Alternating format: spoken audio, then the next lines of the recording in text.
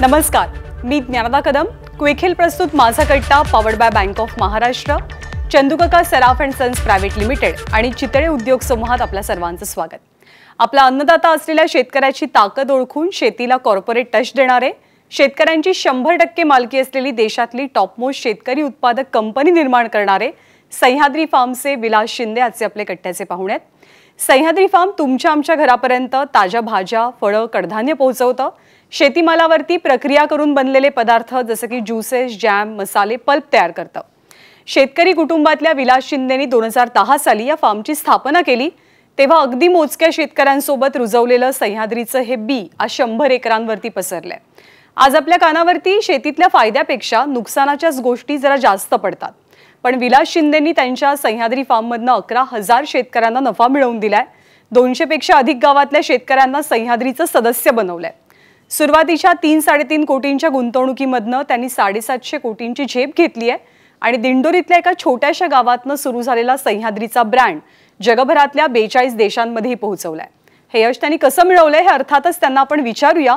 पण सध्या अवकाळीमुळे पिकांचं होणारं नुकसान, हमीभावासाठी शेतकऱ्यांना करावा लागणारा झगडा आणि शेतीतल्या अनिश्चिततेमुळे वैतागलेल्या आणि थकलेल्या शेतकऱ्यांना आजचा हा कट्टा नवी ऊर्जा नक्की देणार आहे. मोठी स्वप्न बघणाऱ्या मराठी तरुणांना पुढे जाण्याचं बळही देईल आणि आसपासच्या संकटांवरती मात करून शेतीत आणि आपल्या आयुष्यात सुद्धा आपण सकारात्मकता कशी रुजवायला हवी हे सुद्धा आजचा कट्टा आपल्याला सांगेल. तर विलास शिंदे यांचं आपण स्वागत करूया आणि गप्पांना सुरुवात करूया. नमस्कार. नमस्कार. विलासजी, माझ्या मते महाराष्ट्रामधल्या तरुणाईनं आज जर कुणाचं रोल मॉडेल समोर ठेवायचं असेल तर ते तुमचं ठेवलं पाहिजे. जे काम तुम्ही करत आहात, जे काम तुम्ही गेल्या काही काळामध्ये केलेलं आहे, म्हणजे महाराष्ट्राला इतकं भूषण वाटणारं काम गेल्या कित्येक वर्षामध्ये झालेलं नाही असं माझं अत्यंत प्रामाणिक मत आहे. आणि त्या अर्थानं तुम्ही महाराष्ट्राचे भूषण आहात. ज्या पद्धतीनं तुम्ही शेतकऱ्यांच्या आयुष्यामध्ये खऱ्या अर्थानं अच्छे दिन आणून दाखवलेत, त्या सगळ्याबद्दल जाणून घ्यायचंच आहे. पण मला बेसिक प्रश्न हा की तुमचं शिक्षण जे आहे ते राहुरी कृषी विद्यापीठात झालं, तुम्ही पदव्युत्तर शिक्षण सगळं तिथं घेतलं. तुमच्या कुटुंबाची काही फार जमीन नव्हती, तर साधारणपणानं सुरक्षित करिअरचा विचार करताना सरकारी नोकरी हे साधारणपणानं जे तरुणांचं स्वप्न असतं त्याला लाथाडून आपल्या तुटपुंज्या शेतीमध्ये यावं असं का तुम्हाला वाटलं? त्यामागची प्रेरणा काय होती?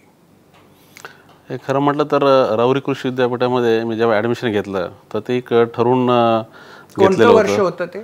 मी 91 साली कृषी विद्यापीठाला ॲग्रिकल्चर इंजिनिअरिंग म्हणजे कृषी अभियांत्रिकी ह्या कोर्ससाठी विद्यापीठाच्या कॅम्पसमध्येच कॉलेज आहे तिथे ॲडमिशन घेतलं. तर घेतानाच माझा दृष्टिकोन स्पष्ट होता की आपल्याला डिग्री घेतल्यानंतर करायचं काय. मुळात 12वीच्या दरम्यानच एक थोडी अशी माझी स्वतःची जी काही कल्पना स्पष्ट झाल्या होत्या की आपल्याला पुढं जे काही करायचं ते ग्रामीण भागातच करायचं आहे आणि निसर्गाच्या सानिध्यात आपल्याला राहायचं आहे. हा एक अशा बेसिक कल्पना होत्या. त्याच्यामुळे गाव कुठलं होतं? आमचं आडगाव हे नाशिक शहरापासून एक 4 किलोमीटर, आता शहराचाच भाग येते, कॉर्पोरेशन हद्दीतच म्हणता येईल असं आडगाव. तर तिथे बेसिकली आमची जी सगळी जॉईंट फॅमिली, वडील आणि 5 काका असं 6 भावांचं कुटुंब, एकत्र कुटुंबामध्येच मी वाढलो. तर सर्वजण शेतीवरच अवलंबून.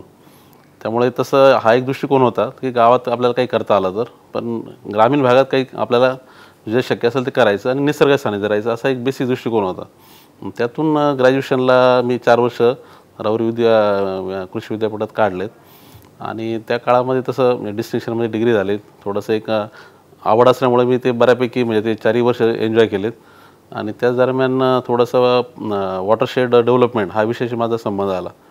मी 3ऱ्या वर्षाला असताना तेव्हा अण्णांबरोबर मी आदर्श गाव योजनेमध्ये एक त्यांचं समर प्लेसमेंट म्हणून आम्हाला 1 महिन्याचा कोर्स असतो, तर त्याच्या अंतर्गत एका गावामध्ये महिना काढला. डोकसंगवी म्हणून रांजणगावपासून जवळ असलेल्या गावामध्ये 1 महिना आम्ही होतो. आणि मग पाण्याचा प्रश्न तो किती महत्त्वाचा आहे आणि त्यासाठी वॉटरशेड डेव्हलपमेंट म्हणजे पाणलोट क्षेत्र विकास कार्यक्रम हा त्याचा पाय आहे. याच्यावर आम्ही चांगल्या प्रकारे त्या शिकलो पण. आणि एक माझं ते व्यक्तिगत मत झालं का हा विषयासाठी आपण काम केलं पाहिजे. त्यामुळे मग मी माझं पोस्ट ग्रॅज्युएशन करताना आमच्याकडे एक soil and water conservation engineering असं स्पेशलायझेशन असलेलं पुढचा कोर्स होता. तर त्याला ॲडमिशन घेतलं आणि मग पुढचे 2 वर्ष तर त्या पाणलोटमध्ये काम करताना डिग्री घेतानाच 12 गावामध्ये आम्ही थोडंसं एक काही सपोर्ट प्रोग्रामसारखं कन्सल्टन्सीसारखं अशा 2 NGOवर कामही केलं. आणि त्या दरम्यान माझी स्वतःची भूमिका तयार होत गेली होती की हेच आपलं आता इथून पुढचं काम आहे. पाण्याच्या भोवती गावाचं जे काही पाणलोट विकासाच्या माध्यमातून काम करणं आणि तिथूनच मग आपण जेवढा काही आपला वेळ असेल तो आज असं आहे, आज परिस्थिती अशी आहे की भारतातला सगळ्यात मोठा द्राक्ष निर्यातदार तुम्ही आहात. म्हणजे साधारण 1500 कंटेनर एवढी द्राक्ष, म्हणजे जर अशी ती मांडून ठेवली तर नजरेच्या टप्प्यात येणार नाहीत इतकी ती द्राक्ष असतील, एवढी तुम्ही यशस्वीपणानं जगभराच्या मार्केटमध्ये पोचवताय. पण हे आजचं यश सगळ्यांना दिसेल किंवा दिसतंय, पण जेव्हा सुरुवात केली तुम्ही तेव्हा हे असं काही तर डोक्यात नसेल. त्यावेळेला स्वप्न काय होतं, त्यावेळेला काय करायचं होतं आणि ती कशी झाली? नाही, तेव्हा बेसिक कल्पना होत्या की आपण जसं राळेगण सारखं एक गाव झालं आहे तर तसं आपण एखाद्या गावासाठी काम करणं असं एक बेसिक कल्पना होती. त्यासाठी मग एक स्वयंसेवी संस्था आपण उभी करायची आणि त्याच्या माध्यमातून काम करायचं अशी एक माझी दिशा होती. आणि दुसरी होती स्वयंसेवी संस्था म्हणून काम करताना आपण आपल्या चरितार्थासाठी दुसऱ्यावर अवलंबून नाही राहायचं, तर आपण आपली शेती आपल्या स्वतःच्या एक उत्पन्नासाठी म्हणून करायची. आणि म्हणून मग घरची जी शेती होती त्याच्यामध्ये थोडं लक्ष घालायचं असं मी. किती शेती होती आमची? तशी एकत्र कुटुंबाची तशी म्हणजे बागायती शेती 11 एकर होती आणि बाकी जिरायती शेती अशी अजून 30 एकर होती. ही साधारण 6 भाऊ होते त्याच्यात, म्हणजे चुलते आणि वडील मिळून 6 जण होते. आता त्याच्यामध्ये मग जो प्रश्न तयार झाला तेव्हा घरच्यांच्या दृष्टीने ते जर सगळे शेती करतायत, ऑलरेडी आम्ही सगळे म्हणजे घरामध्ये तेव्हा 35 लोक होते सर्व, त्यामुळे ते सगळे जे करतायत त्याच्यामध्ये मी पण अजून एक येऊन नवीन काय बरं शिकलेला आणि त्यांचा दृष्टिकोन का बा आता विद्यापीठात कृषी विद्यापीठातलं एकंदरीत वातावरण आमचं तेव्हा असं होतं का 99% मुलं हे स्पर्धा परीक्षेकडे जाणं, त्यामुळे अपेक्षा का मी पण तसं काही करावं असं. आणि माझा दृष्टिकोन का मी शिक्षण शेतीचं घेतलंय त्यामुळे मी शेतीमध्येच काम करणं हे तर त्याचा भाग आहे बा, मी काही नवीन काही करत नाही, स्वाभाविक होतं. पण मग तो थोडासा एक तसं मतभेदाचा विषय होता. त्यामुळे मग मी घरी काय करता येईल हा विषय झाला. मग तेव्हा घरचं भांडण झालं घरात? भांडण असं नाही म्हणताय ना, पण बा त्यांच्या दृष्टीने काहीतरी चुकीचं करतोय हा का बा एक चांगल्या प्रकारचं करिअरला संधी असताना बाकी जर शिकले नाही एवढे जास्त, तू शिकलाय तर तू चांगलं करिअर करू शकतो इतर सगळ्या नोकरीच्या माध्यमातून, ते सोडून तू इथे यायचं म्हणजे त्यांच्या दृष्टीने चुकीचंच होतं. पण त्याच्यात मध्ये एक आमची एक तर शेती बऱ्यापैकी तेव्हा जी काही होती जिरायती शेती ती थोडीशी डेव्हलपमेंटला सुरुवात झालेली होती. कुरण नव्हतं आमच्या गावचं ते, त्याच्यामुळे ते फार डेव्हलप नव्हतं. तर त्या काळात मग थोडंसं मग त्या पडलेल्या जमिनीमध्ये थोडंफार काहीतरी मी करतो असा एक विषय झाला. आणि दुसरं मग मी राहुरी कृषी विद्यापीठाच्या जवळ 1-2 एकर जमीन भाड्याने घेऊन आणि करायचा प्रयत्न केला. असं थोडंसं ते एक दोन्ही अर्थाने व्यक्तिगत पातळीवर काम चालू झालं या पाणलोट क्षेत्राबरोबर. आणि ते जेवढं केलं म्हणजे मी व्यक्तिगत 2 एकर भाड्याने जमीन घेतली किंवा घरच्या शेतीमध्ये थोडं काही करायचा प्रयत्न केला, ते सगळे फसलेत. म्हणजे ते पहिल्याच प्रयत्नामध्ये आम्ही एक 2 एकर जागेमध्ये स्वीटकॉर्नचं एक क्रॉप घेतलं होतं, ते फेल गेलं. घरच्या शेतीमध्ये तिथे काही असे ऑफ सीझन क्रॉप म्हणून काही वॉटरमेलन किंवा चिलीचे असे क्रॉप घेतले, ते फेल गेले. आणि मग त्यामुळे एक पहिलंच घरच्यांचं का बा थोडक्यात हा काही म्हणजे वेगळा काही भर घालणार नाही म्हणजे किंवा शिकला तर हुकला असं जे म्हणतो तसं प्रकारचं थोडंसं. तर त्यांचा कॉन्फिडन्स जो काही थोडाफार होता तो पण काही राहिला नाही. त्यामुळे तिथून पुढचा मग 5-6 वर्षाचा काळ तो जवळजवळ 5-6 वर्षाची होती की म्हणजे घरातल्यांची अपेक्षा होती की यानं काहीतरी बाहेर जावं, करिअर करावं. तुमची इच्छा होती की घरात राहून शेती करावी आणि शेती तर फसली. तर मग बळ कुठनं आलं की फसलं तरी त्याच्यातच आपण राहायचं? तो 96 पासून तर जवळजवळ तसं 2004 पर्यंत मी बरेच असे वेगवेगळे प्रयोग करायला लागलो आणि सगळे फसत गेले. त्या काळामध्ये अशी माझी स्वतःची जी मनोभूमिका होती, आपण एकीकडे तर ठरवून शेतीमध्ये येतोय, आपण चांगल्या प्रकारे असं म्हणजे एक ठरवून डिग्री पण घेतली, चांगल्या डिस्टिंक्शनमध्ये घेतली आणि आता पूर्ण पॅशनेटली करतोय, एक चांगल्या विचारांनी करायचा प्रयत्न करतोय, समजून करतोय, अभ्यासाने करायचा प्रयत्न करतोय, तरी फेल होतोय.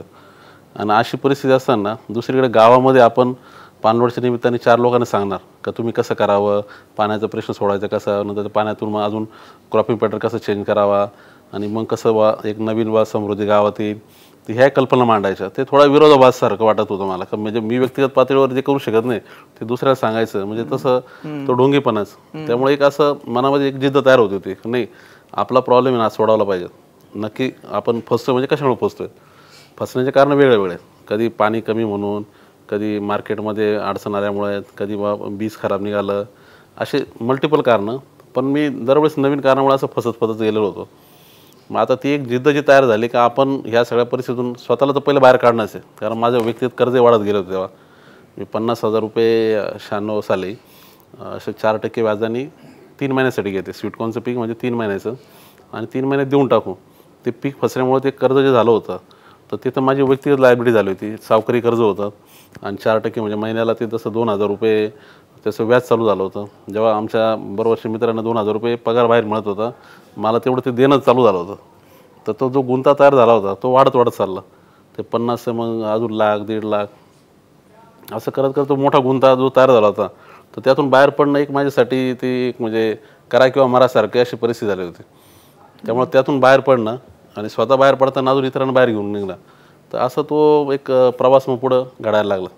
नाही, पण जेव्हा असं घडत असतं आयुष्यामध्ये आणि ते 1 वर्ष 2 वर्ष नाही, 7-7, 8-8 वर्ष तुम्ही त्या फेजमध्ये असता की सतत अपयश येतंय वाट्याला, तर अर्थातच माणसं कोसळतात आणि आत्मविश्वास जातो. बाहेरचे बाकीचे सगळं गाव शहाणपणा शिकवत असतं, टोमणे मारत असतं. तुम्ही त्याला तोंड कसं दिलंत? तुम्हाला काय असं होतं की म्हणजे आजचं यश बघून ते कदाचित लोकांना ते काही वाटेल त्याच्याबद्दल, पण ज्या वेळेला हे काहीच दिसत नव्हतं आणि फक्त अपयश बरोबर होतं, तर अशी काय गोष्ट होती की ज्यानं तुम्हाला ह्या सगळ्यापासून बळ मिळालं?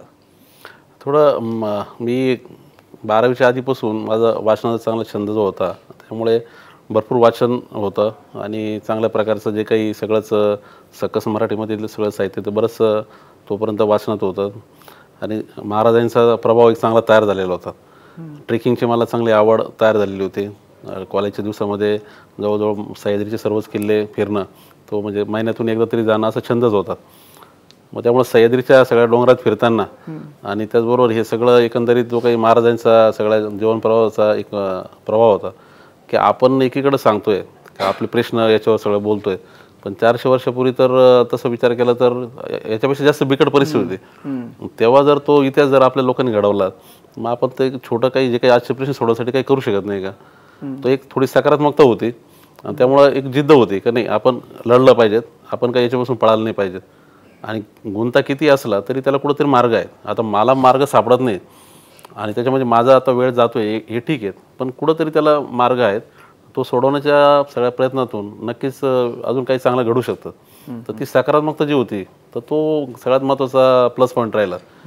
अडचणी आल्या पण मी त्याच्याकडे बघताना थोडं पॉझिटिव्हली बघत राहिलो. ठीक आहे, प्रॉब्लेम आपल्याला समजत नाही हा असेल तर आपली त्याच्यामध्ये कुठंतरी कमी आहेत, आपल्याला अजून शिकायला पाहिजेत, आपण अजून नीट समजून घ्यायला पाहिजेत, अजून प्रयत्न करायला पाहिजेत. एक प्रॉब्लेम आहेत पण दुसरा प्रॉब्लेम तो पण लक्षात घ्यायला पाहिजेत.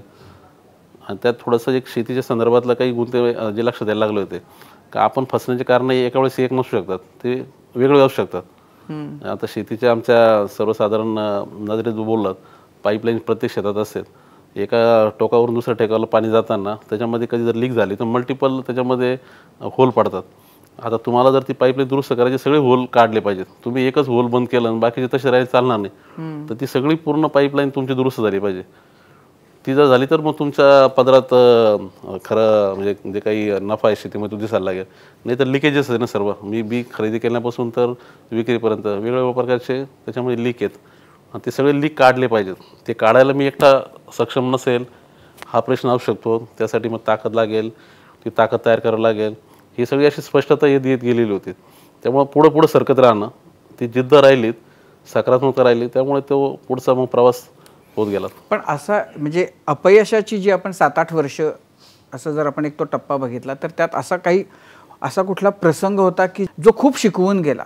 नाही, असं एकच प्रसंग नाही म्हणता येईल, कारण तो एक जवळजवळ आता जसं म्हटलं तर 96 पासून 2004 म्हणण्यापेक्षा 6 पर्यंत जवळ 10 वर्षाचा काळ असा होता का मी सातत्याने फक्त असं अपयश किंवा म्हटलं तर फक्त असं विरुद्धच आपल्या मनाच्या विरुद्ध घडणार अशाच गोष्टी पाहत होतो. मित्र म्हणून आम्ही तेव्हा सह्याद्री डेअरी नावाने असं एक 99-2000 दरम्यान एक प्रयत्न केला होता. 10-12 मित्रांनी एकत्र येऊन स्वतः सगळ्यांचं दूध एकत्र येऊन विकायचं आणि तो पण अडचणीच्या काळात असल्यामुळे तर ते यशस्वी झाला नाही तो प्रयत्न. आणि मग त्या काळात मग वेगळ्या लोकांची कशी बघण्याचा दृष्टिकोन, जो मित्र आहेत तो यशामध्ये मित्र असतो पण अपयशात नसतो, त्या प्रकारचे अनुभव, एकत्र लोक जेव्हा येतात तर काय घडतं, बरेच काही घडायला लागलेलं होतं. खड्ड्यात जाण्याचा जो प्रवास म्हणजे 96 पासून जर पाहिलं तर मी खाली खड्ड्यात जात राहिलो, दलदलीत फसत राहिलो आणि एक एंडनंतर हळूहळू वरती यायला लागलो. पण ते एकदम असं जंपने झालं. ते पण तसं म्हटलं तर एक परत शिकत होत गेलं. 2004ला आम्ही जो प्रयत्न केला, द्राक्षाचं निर्यात करायचा प्रयत्न केला मी. माझा तेव्हा जो काही डेअरीचं माझं शेड होतं, म्हशीचा गोठा होता आणि आमचं पाश्चरायझेशनचं युनिट होतं. तर त्यातून जुगाड पद्धतीने मी त्याला पॅक हाऊसमध्ये द्राक्षाच्या कन्वर्ट केलं आणि 4 कंटेनर पहिल्यांदा याला नेदरलँडला पाठवण्याचा प्रयत्न केला. जो केला तो फसला, तोही फसला. आणि तो म्हणजे 4 कंटेनरपैकी 3 कंटेनरचे पैसे समोरच्या आयातदार जो होता त्यांनी देण्याचं नाकारलं आणि आगीतून फोपाट्यात पडणं जसं म्हणतो तसा प्रकार झालेला. त्या काळामध्ये 2004 मध्ये 4 कंटेनरची काय साधारण किंमत होती? ते 32 लाखाचे 4 कंटेनर होते. त्यातले 24 लाख रुपये ते पहिल्याच प्रयत्नामध्ये अडचणीत आले. तर ते जो काही प्रसंग होता तो खरं तर तो एक टर्निंग पॉईंट नक्की म्हणता येईल. तर त्यांनी एक वेगळा अजून दृष्टिकोन दिला. कारण त्या निमित्ताने असं झालं की मी पहिल्यांदा युरोपला गेलो नक्की काय झालं बघण्यासाठी. काय झालं त्याने, काय हे केलं? साधारण तुम्ही जर पाहिलं हे सगळ्याच कच्च्या मालाचा जेवढा काही ट्रेड असतो नाशवंत असल्यामुळे, तर त्याच्यामध्ये 2 सिच्युएशन कायम तयार होत असतात. एक तर बाजाराचा भाव कमी जास्त होत राहणं आणि दुसरं त्याचे गुणवत्ता, ती पण जसं शेतामध्ये आहे तर ती तशी राहील असं काही नाही ना, कारण ती रोज वेगळ्या पद्धतीने बदलते, कसं हाताळलं कसं राहिलं तसं. आणि मग ते कायम जेव्हा 2 व्यक्तीमध्ये व्यवहार होतो तर ते दोन्ही जोडतात एकमेकांना. रेट खाली गेले तर ते क्वालिटीचं क्लेम करणार किंवा क्वालिटी तुमचा प्रॉब्लेम म्हणून म्हणणार का आता मी पैसे देऊ शकत नाही. तर तशी सिच्युएशन झाली. त्यांनी समोरच्यांनी सांगितलं का मी काही तुमचा माल पुढचा घेणार नाही कारण तुमचा पहिला कंट्रोल पोचला तो काही व्यवस्थित नाही आहेत, मला काही तुमचं पुढच्या 3 कंट्रीमध्ये इंटरेस्ट नाही. खरं कारण होतं का मार्केट पूर्ण तिथं पडलं होतं नेदरलँड. 1 महिना आधी ऑर्डर केलेलं माल पोचताना 1 महिन्यानंतर मार्केट खाली आलेलं.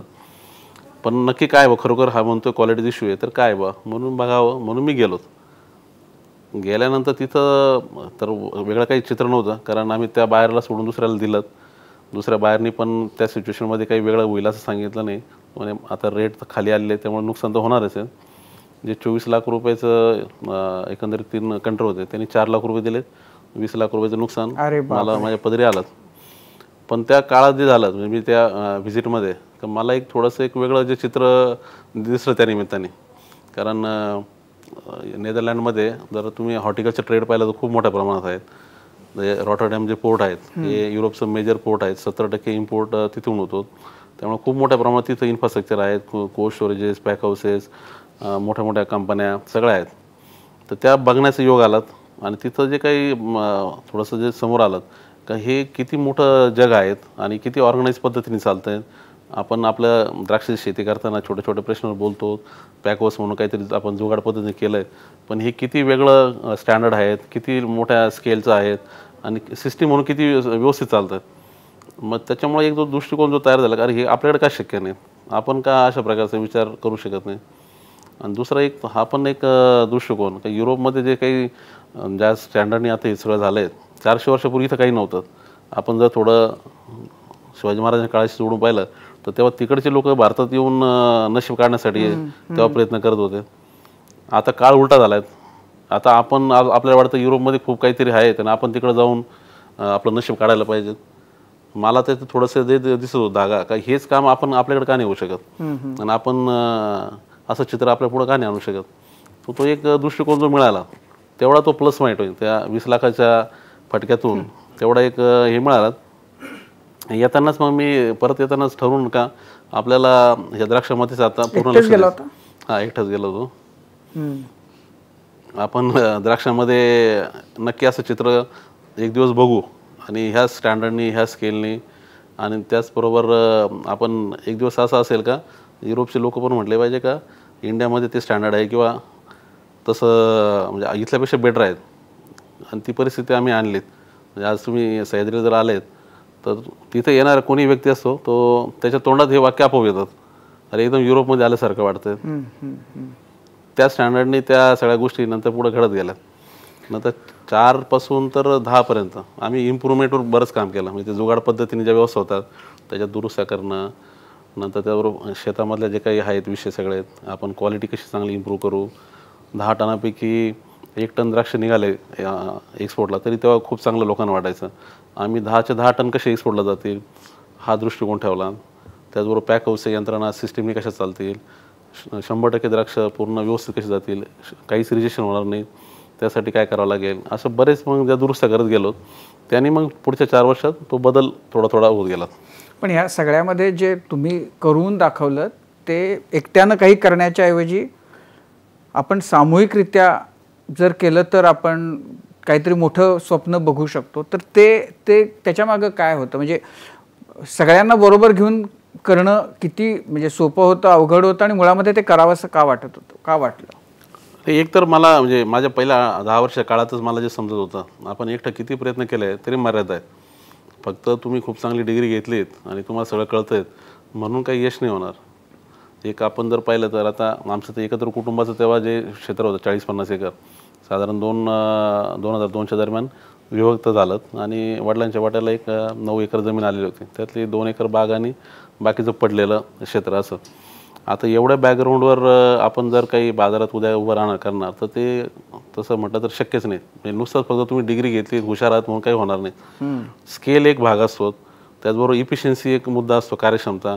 कारण ग्राहकाच्या नजरेने पाहिलं तर ग्राहक तर दोन्ही बघतोच ना, त्याला एखादं क्वालिटी प्रॉडक्ट बी पाहिजेत पण त्याचबरोबर ते स्वस्त ते पाहिजेत. आता ते उत्पादक म्हणून मग तो नजर जो आहे तर ते कार्यक्षम करायचं आहे तर तुमच्याकडे स्केल पाहिजेत. 2000च्या दरम्यान 1999 ते 2002-03च्या दरम्यान म्हणजे 3 वर्ष आम्ही डेअरी करायचा प्रयत्न केला होता. आणि ते डेअरीमध्ये आमचं स्वतःच दूध आहे ना विकायचा प्रयत्न आम्ही नाशिकच्या बाजारात करत होतो, थोडाफार आजूबाजूच्या तालुका पातळीवरच्या गावामध्ये पण. तर त्या दरम्यान आम्ही जे अनुभवलं होतं की बाजारामध्ये तेव्हा 70 दूध विकले जात होते. मग सह्याद्री दुधासारखे अजून 70 दूध बाजारात आहेत. घेणारा जो कोणी दुकानदार आहेत तर तो काय आमची किंमत काय आहे ह्या नजरेने बघणार. दुसरा जो खाणार आहे तो ग्राहक तर क्वालिटीच्या नजरेने बघणार. दोन्ही जुळवायचं तर ते आम्ही जे काही आमची 5000 लिटरची जी काही डेअरी होती तर तिच्या पातळी खूप अवघड होतं. आजूबाजूच्या मोठ्या डेअऱ्या वगैरे ज्या पद्धतीने त्यांच्या कॉस्टवरचं कंट्रोल आणि प्लस बाजारामध्ये त्यासाठी खर्च करायची क्षमता ब्रँडिंगला साईडला ती आमच्याकडे बिलकुल नाही. त्यामुळे आम्ही तिथे 10% 20% आमचं कायम आम्ही तुलनेने महाग अशी परिस्थिती.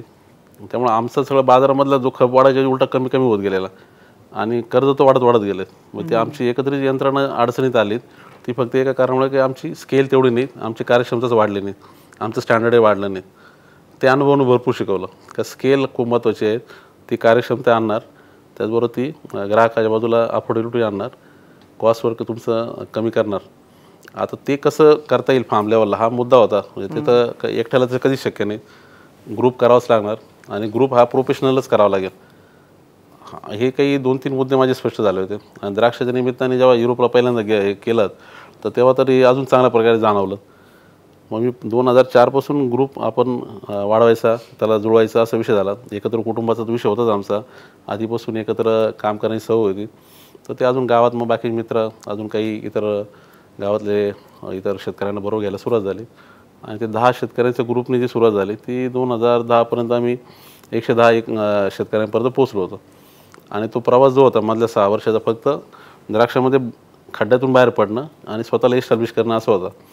पण त्या 6 वर्षाच्या काळात एकतर बरेच काही दृष्टिकोन व्यापक होत गेला होता की आपली आता इथून पुढची स्पर्धा आहे ती जागतिक पातळीवरची आहे हे स्पष्ट होत गेलं होतं. द्राक्षामध्ये आम्ही युरोपमध्ये स्पेन होतो, साऊथ आफ्रिका आणि चिली यांच्याबरोबर स्पर्धा करतो. तर त्यांचे काय स्टँडर्ड आहेत, कारण त्या मधल्या 6 वर्षात तिकडे जाण्याचा योग आला होता. त्यांचे स्केल काय आहे त्याची जाणीव झाली होती. आणि ते जर आणायचं असेल तर आपल्याला अजून थोडासा मोठा विचार करायला पाहिजे, हा एक भाग होता. आणि त्याच दरम्यान 2010ला जेव्हा लिओसिनचा प्रसंग घडला. लिओसिन काय? लिओसिनचा प्रसंग म्हणजे असा होता की भारतीय जेवढे द्राक्ष आहेत, काय आहे? लिओसिन हे एक केमिकल आहेत, ॲग्रो केमिकल, ग्रोथ रेग्युलेटर आहेत.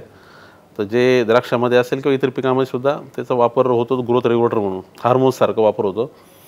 तर ते 2010ला भारतीय द्राक्षामध्ये युरोपमध्ये तिथलं जे काही त्यांच्या मिनिमम रिसोड लेवल असतात त्याच्यापेक्षा थोडं जास्त प्रमाणात ते सापडलं.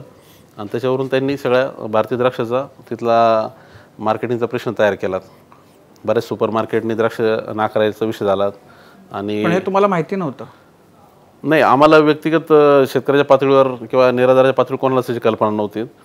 ती जे काही ती मिनिमम रेसिड्यू लेवल लिओसिनची होती ती बदलल्याचं त्याची जी सूचना आहे ती आपेडा आणि NRC या शासनाची यंत्रणा त्यांच्याकडं ती आली, पण त्यांनी खाली गेली नाहीत किंवा तिथे ज्या मिनिटाला जो काही निग्लिजन्स झाला त्याच्यामुळे त्या द्राक्ष जे इथून तपासून जातात, सगळे द्राक्ष तपासून जातात युरोपला, त्याच्यामुळे ती लिओसिनची तपासणी झालीच नाही. आणि तिकडे गेल्यावर ते तिथल्या त्यांच्या नॉर्म्सपेक्षा थोडंसं ती लेवलवरती सापडले. तर एवढ्या त्या कारणामुळे पूर्ण त्या काळात जवळजवळ 2,500 कंटेनर होते पूर्ण भारतातून गेलेले. ते सर्व अडचणीत आले. काय किंमत असेल त्यांची? तशी टोटल 350 करोडचं ते द्राक्ष होते सर्व पूर्ण भारतीय सर्व शेतकऱ्यांचे मिळून. माझे व्यक्तिगत त्याच्यामध्ये 160 कंटेनरपर्यंत होते, म्हणजे ते 6.5 कोटीचे द्राक्ष होते. ते सगळे अडचणीत आलेत आणि म्हणजे पूर्ण सगळं मार्केट पूर्ण पडलं. 10 युरोचा जो पर बॉक्सची किंमत होती ती अर्धा युरोवर आली. आणि जो द्राक्षाचा म्हणजे फक्त पॅकिंगचा जो पाठवण्याचा खर्च तो 5 युरोपर्यंत होता. तर ते सगळं जे काही नुकसानीचं गणित झालं तर ते पूर्णच सगळी द्राक्ष इंडस्ट्री अडचणीत आले. पण व्यक्तिगत पातळीवर मी खूप अडचणीत येऊन गेलो होतो. आणि जे 100 सभासद म्हणजे तोपर्यंत मेंबर तयार झाले होते तोपर्यंत काही सह्याद्रीचं सुरुवात झाली नव्हती. ती व्यक्तिगत पातळीवरचं विलास शिंदे नावाने असं तो फक्त ग्रुप होता. आणि त्याच्यात जे अडचण झाली तर त्यांनी एक जो पहिला प्रश्न तयार झाला का ही कोण सोडवणार अडचण, कारण लॉस झालेला तर कोणी घ्यायचा. लॉस झाल्याचं कारण म्हणजे आता कोणी उत्पादकही नव्हतात की तिथे द्राक्ष पिकवताना व्यवस्थित पिकवले होते, तपासून हार्वेस्टिंग झालं होते. आम्ही आता तेव्हा म्हणजे पॅकिंग करताना पूर्ण शासनाच्या नियमाप्रमाणे पॅकिंग केलं होतं. चूक झाली तिसऱ्या यंत्रणेकडून, पण नुकसान आलं आमच्या वाट्याला. तर अशा प्रसंगामध्ये प्रत्येकाची भूमिका वेगळी वेगळी राहिलीत. बाकी लोकांनी त्यांच्या भूमिका घेतल्यात.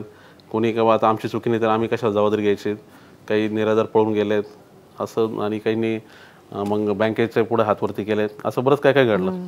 मी व्यक्तिगत पातळीवर आधीपासून खूप असे वाईट अनुभव पाहिले होते, त्यामुळे मानसिकदृष्ट्या कणखर होतो. आपल्याला एक नवीन फक्त अजून फटका आहे एवढं अशी माझ्या पुढं दिशा होती. पण त्या अनुभवाने जे एक शिकवलं का सरकारच्या यंत्रणेवर सरकारच्या व्यवस्थेवर अवलंबून तुम्ही राहिलेत तर तुमचं काही खरं नाही. बाकी तर म्हणजे ते सगळ्या इतर गोष्टी आपण सगळ्याच बोलतो करतो, पण तो हा आमचा व्यक्तिगत अनुभव झाला. अडचण जी झालेली आहे ती झाली सरकारच्या चुकीमुळे, सरकारच्या यंत्रणेमुळे. कारण तुम्हीच एकीकडे म्हणता काय आम्ही जी यंत्रणा तयार केली त्याच्यामधून तुम्ही जायचे, ती यंत्रणा बायपास करून तुम्ही जाऊ शकत नाही. आणि त्या यंत्रणा जर दोष तयार झाला तर त्याच्याजवळ तुम्ही घ्यायला तयार नाही.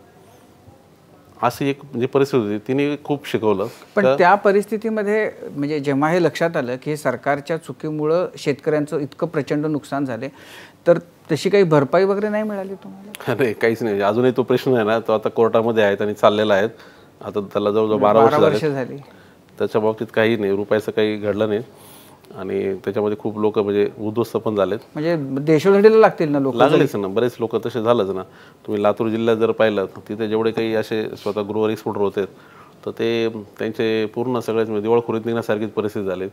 इकडे पण नाशिक भागात तसे झाले. बरेच शेतकरी ज्यांनी स्वतः द्राक्ष शेतीवर स्वतःचे पॅक हाऊस केले होते आणि स्वतः निर्यात करण्याचा प्रयत्न करत होते, छोटा प्रयत्न होता, 5 कंटेनरचा 10 कंटेनर, ते सगळे अडचणी झाले. तर ह्या सगळ्या यांनी जे शिकवलं का स्केल किती महत्त्वाचा हा एक भाग अजून झाला का छोटी यंत्रणा ही टिकू शकत नाही अशा नुकसानींना किंवा अशा प्रसंगामध्ये.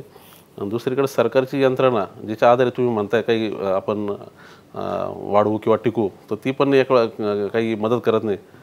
तुमची स्वतःची यंत्रणा आता तुम्हाला तेवढ्या ताकदीची उभी करणं आहे आणि ती तेवढ्या बाजारातल्या सगळ्या समस्यांना तोंड देऊ शकेल. कोणत्याही प्रकारचे मोठे प्रसंग आले तर त्याला ती पचवू शकेल. तर ह्या सगळ्या परिस्थितीतून मग सगळं ते विजन तयार झालं का आता आपण मुळातच स्केल मोठी घेतली पाहिजे. 100 शेतकऱ्यांपुरता नाही तर आपण 10,000 शेतकऱ्यांचा एकत्रित विचार केला पाहिजे. ती तेवढ्या ताकदीची तेवढ्या स्टँडर्डची यंत्रणा आणि ती पण सरकारवर अवलंबून राहिलेली तेवढी ताकदीची यंत्रणा उभी करणं, ही दिशा 2010ला तयार झाली. आणि तिथून मग आमचा आता मागचा 12 वर्षाचा प्रवास राहिला. आता या 12 वर्षामध्ये जे झालं तो म्हणजे कोणाला चमत्कार वाटेल इतकं ग्रोथ आहे सह्याद्रीनं करून दाखवलेली.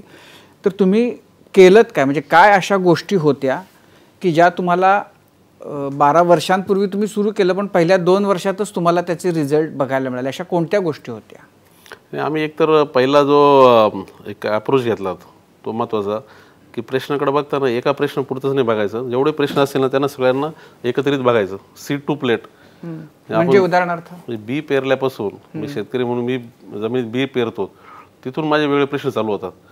मी बी माझं बोगस तर निघणार नाही ना, बरोबर ना, किंवा निसर्ग तेव्हा बरोबर वेळेवर साथ देणार का, तिथून तर मग काय रोग किडीपासून तर याच्यापासून त्याचं प्रॉडक्टिव्हिटीपासून ते प्रश्न चालू होतात, मॅनेजमेंटच्या लेवलचे, किंवा मग नैसर्गिक आपत्तीपासून. आणि नंतर मग तयार झाल्यानंतरचे पुढचे प्रश्न तयार होतात, साठवणीपासून तर त्याचं काही हाताळणी योग्य झाली नाही म्हणून असेल, आणि किंवा मग विक्रीपर्यंत ग्राहकाच्या. खरं तर म्हटलं तर ग्राहक म्हणजे कोण, जो खातो त्याच्यापर्यंत. ग्राहक म्हणजे व्यापारी नाही, जो खातो तो ग्राहक आहे. तर त्याच्यापर्यंत बरेच प्रश्न आहेत का जे सगळे तुमच्या इकॉनॉमीशी त्याला डायरेक्ट संबंधित आहेत. ते सगळ्यांना एकत्रित सोडावं लागेल. मी फक्त एकच कोणता तरी मी फक्त मार्केटिंगचा प्रश्न सोडेल, किंवा मी फक्त उत्पादकतेचा प्रश्न सोडेल, मी फक्त क्वालिटी सोडेल चालणार नाही. तुम्हाला एंड टू एंड विचार करावा लागेल. हा एक सगळ्यात मोठा आम्ही म्हणजे महत्त्वाचा ॲप्रोच घेतला. जे करू, ज्या पिकामध्ये आपण आहोत त्या पिकामध्ये ते एंड टू एंड करलंच पाहिजेत. द्राक्ष आमचं मुख्य पीक, जे ज्याच्यातूनच आमची सुरुवात झाली, जे आमचं 2010ला किंवा आजही तेच महत्त्वाचं पीक आहे. तर त्याच्या भोवतीचा हा दृष्टिकोन का द्राक्षातले 100% प्रश्न सोडवणं आपल्याला उत्पादक म्हणून, मार्केटिंगच्या बाजूचे असतील, प्रक्रियेच्या बाजूचे असतील, पोस्ट सर्व्हिसच्या बाजूचे असतील, सगळे सोडायचे. हा ॲप्रोच एक महत्त्वाचा घेतला. दुसरा जे काय आहे ना, त्या पिकामध्ये आपली जी काही व्यवस्था उभी राहील ती सर्वोत्तम असली पाहिजे, आणि ती एक पूर्ण एक अर्थाने जर पाहिलं तर जागतिक बाजारामध्ये सुद्धा तिला वजन आलं पाहिजे. हा एक महत्त्वाचा ॲप्रोच घेतला. आम्ही 2010ला सुरुवात करताना ठरवलं होतं का 5 वर्षामध्ये द्राक्ष ह्या निर्यातीमध्ये किंवा द्राक्ष पिकामध्ये आपल्याला सर्वात वरच्या नंबरवर जायचं. त्यासाठी मग लागेल त्या सगळ्या गोष्टी आपल्याला कराव्या लागतील, इन्फ्रास्ट्रक्चरच्या करावं लागतील, मार्केट साईडला तशा प्रकारे अप्रोच घ्यावा लागेल, सगळ्या सभासदांमध्ये तो विश्वास तयार करावा लागेल. त्याचबरोबर इनपुट साईडला ज्या काही गोष्टी आहेत त्या सर्वांचं स्टँडर्ड इम्प्रूव्ह करावं लागेल. ते सगळं करण्यावर काम झालं.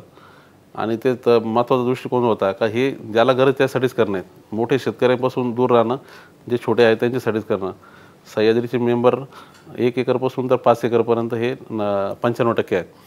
आणि ज्याला खरोखर म्हणजे त्याच्या पातळी गॅप आहेत, तो गॅप भरल्यामुळे त्याला खरं बदल बी होईल, त्याचा विश्वास बी वाढेल संस्थेविषयी. असेच मेंबरवर पहिल्या टप्प्यामध्ये भर दिला आम्ही. आणि त्यातून जे झालं म्हणजे आता जर तुम्ही पाहिलं तर 2015लाच सह्याद्री 1 नंबरला पोहोचले द्राक्ष निर्यातीमध्ये. आता आम्ही तर मागच्या 7 वर्षापासून आघाडीवर आहोत, पण 2015लाच म्हणजे पहिल्या 5च वर्षामध्ये आम्ही तो टप्पा गाठला. त्यासाठी जे सह्याद्रीचं पॅक हाऊस उभं राहिलं. आज ते देशातलं सर्वात मोठं पॅक हाऊस आहे. आता एका जागेवरून 18 कंटेनर ते 20 कंटेनर दिवसाला पॅक होतात. जी कॅपॅसिटी जर तुम्ही दुसऱ्या नंबरची जर तोडली तर तिथे 3 ते 4 कंटेनर पॅक होतात. तर एवढा मोठा डिफरन्स नाही. आम्ही ते व्हिजन सुरुवातीपासून ठेवलं. वातावरण 14-15ला मोठ्या प्रमाणात गारपीट झालेली होती, सगळ्या आपल्या पुऱ्या महाराष्ट्रातच झाले होते.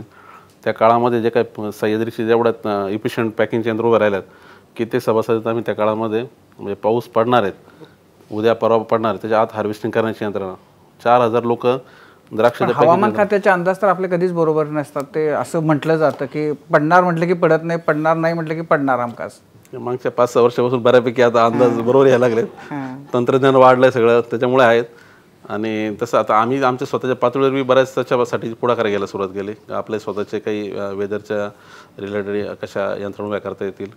आणि एकतर म्हणजे तो साधारण 2014-15 पासून तुम्ही जर पाहिलं ज्या काही वेगळ्या प्रकारच्या ग्लोबल अशा वेदर रिलेटेड वेबसाईट तयार व्हायला लागल्यात, तर त्याचा बेसिक व्यवस्थित जर अभ्यास केला, सगळं जर कमीत कमी 15 दिवसाचं फोरकास्टिंग बऱ्यापैकी ॲक्युरेट यायला लागलं. खूप लांबचं नाही पण 15 दिवसाचं.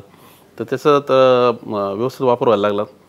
तर त्या 14-15च्या त्या काळामध्ये त्या वातावरणाच्या विरुद्ध सगळी यंत्रणा तशी यशस्वी व्हायला लागली, कारण ती तेवढे ताकदीची झाली. आमची 3500 सर्व जे कामगारांची यंत्रणा एका पॉईंटला आली. म्हणजे एका दिवसातसुद्धा जर एखादा 2 एकर 4 एकर प्लॉट हार्वेस्टिंग करायला तरी शक्य व्हायला लागलं. तो स्पीड यायला लागला. त्यांनी असे जे काही विषय सुटायला लागले तर त्यांनी मग तो पुढचा टप्पा बऱ्यापैकी सरळ सोपा व्हायला लागला. पण तुम्ही याच्यामध्ये जो एक मोठा एक जे पाऊल होतं ते छोट्या शेतकऱ्यांना एकत्र आणून एकत्रितपणानं शेती करायची. तर मग त्याच्यामध्ये म्हणजे आता समजा द्राक्षाचं पीक घेतलं तर मग ते काय अगदी सुरुवातीच्यापासून ते काढणीपर्यंतच्या सगळ्या टप्प्यामध्ये एक सूत्र असावं त्याच्यामध्ये, असं काही प्रयत्न झाला? तो बेसिक कसं आहे का, आता जर ग्राहकाच्या नजरे पाहिलं तर ते कोणत्या शेतकऱ्याकडून आलं आहेत, तुमचे मेंबर किती आहेत, तुमचे किती वेगवेगळे क्षेत्र आहेत, यात कोणाला काही घेणं नाही. ते स्टँडर्ड म्हणतो तो एकाच नजरेने बघणार. सह्याद्री ग्रेप्स म्हटल्यावर त्या दृष्टीने ते एकच स्टँडर्डने असायला पाहिजेत. ते जरी आता सध्या सह्याद्रीचे 1200 फक्त द्राक्षाचे आमचे सभासद आहेत आणि त्यांचे प्रत्येकाचे 2-3 एकर सरासरी क्षेत्र, म्हणजे साधारण 5-5.5 एकर क्षेत्र आहे. त्या सगळ्या क्षेत्रामध्ये एकच प्रॅक्टिसेस कशा येतील, एकाच सिस्टीमने कशा येतील.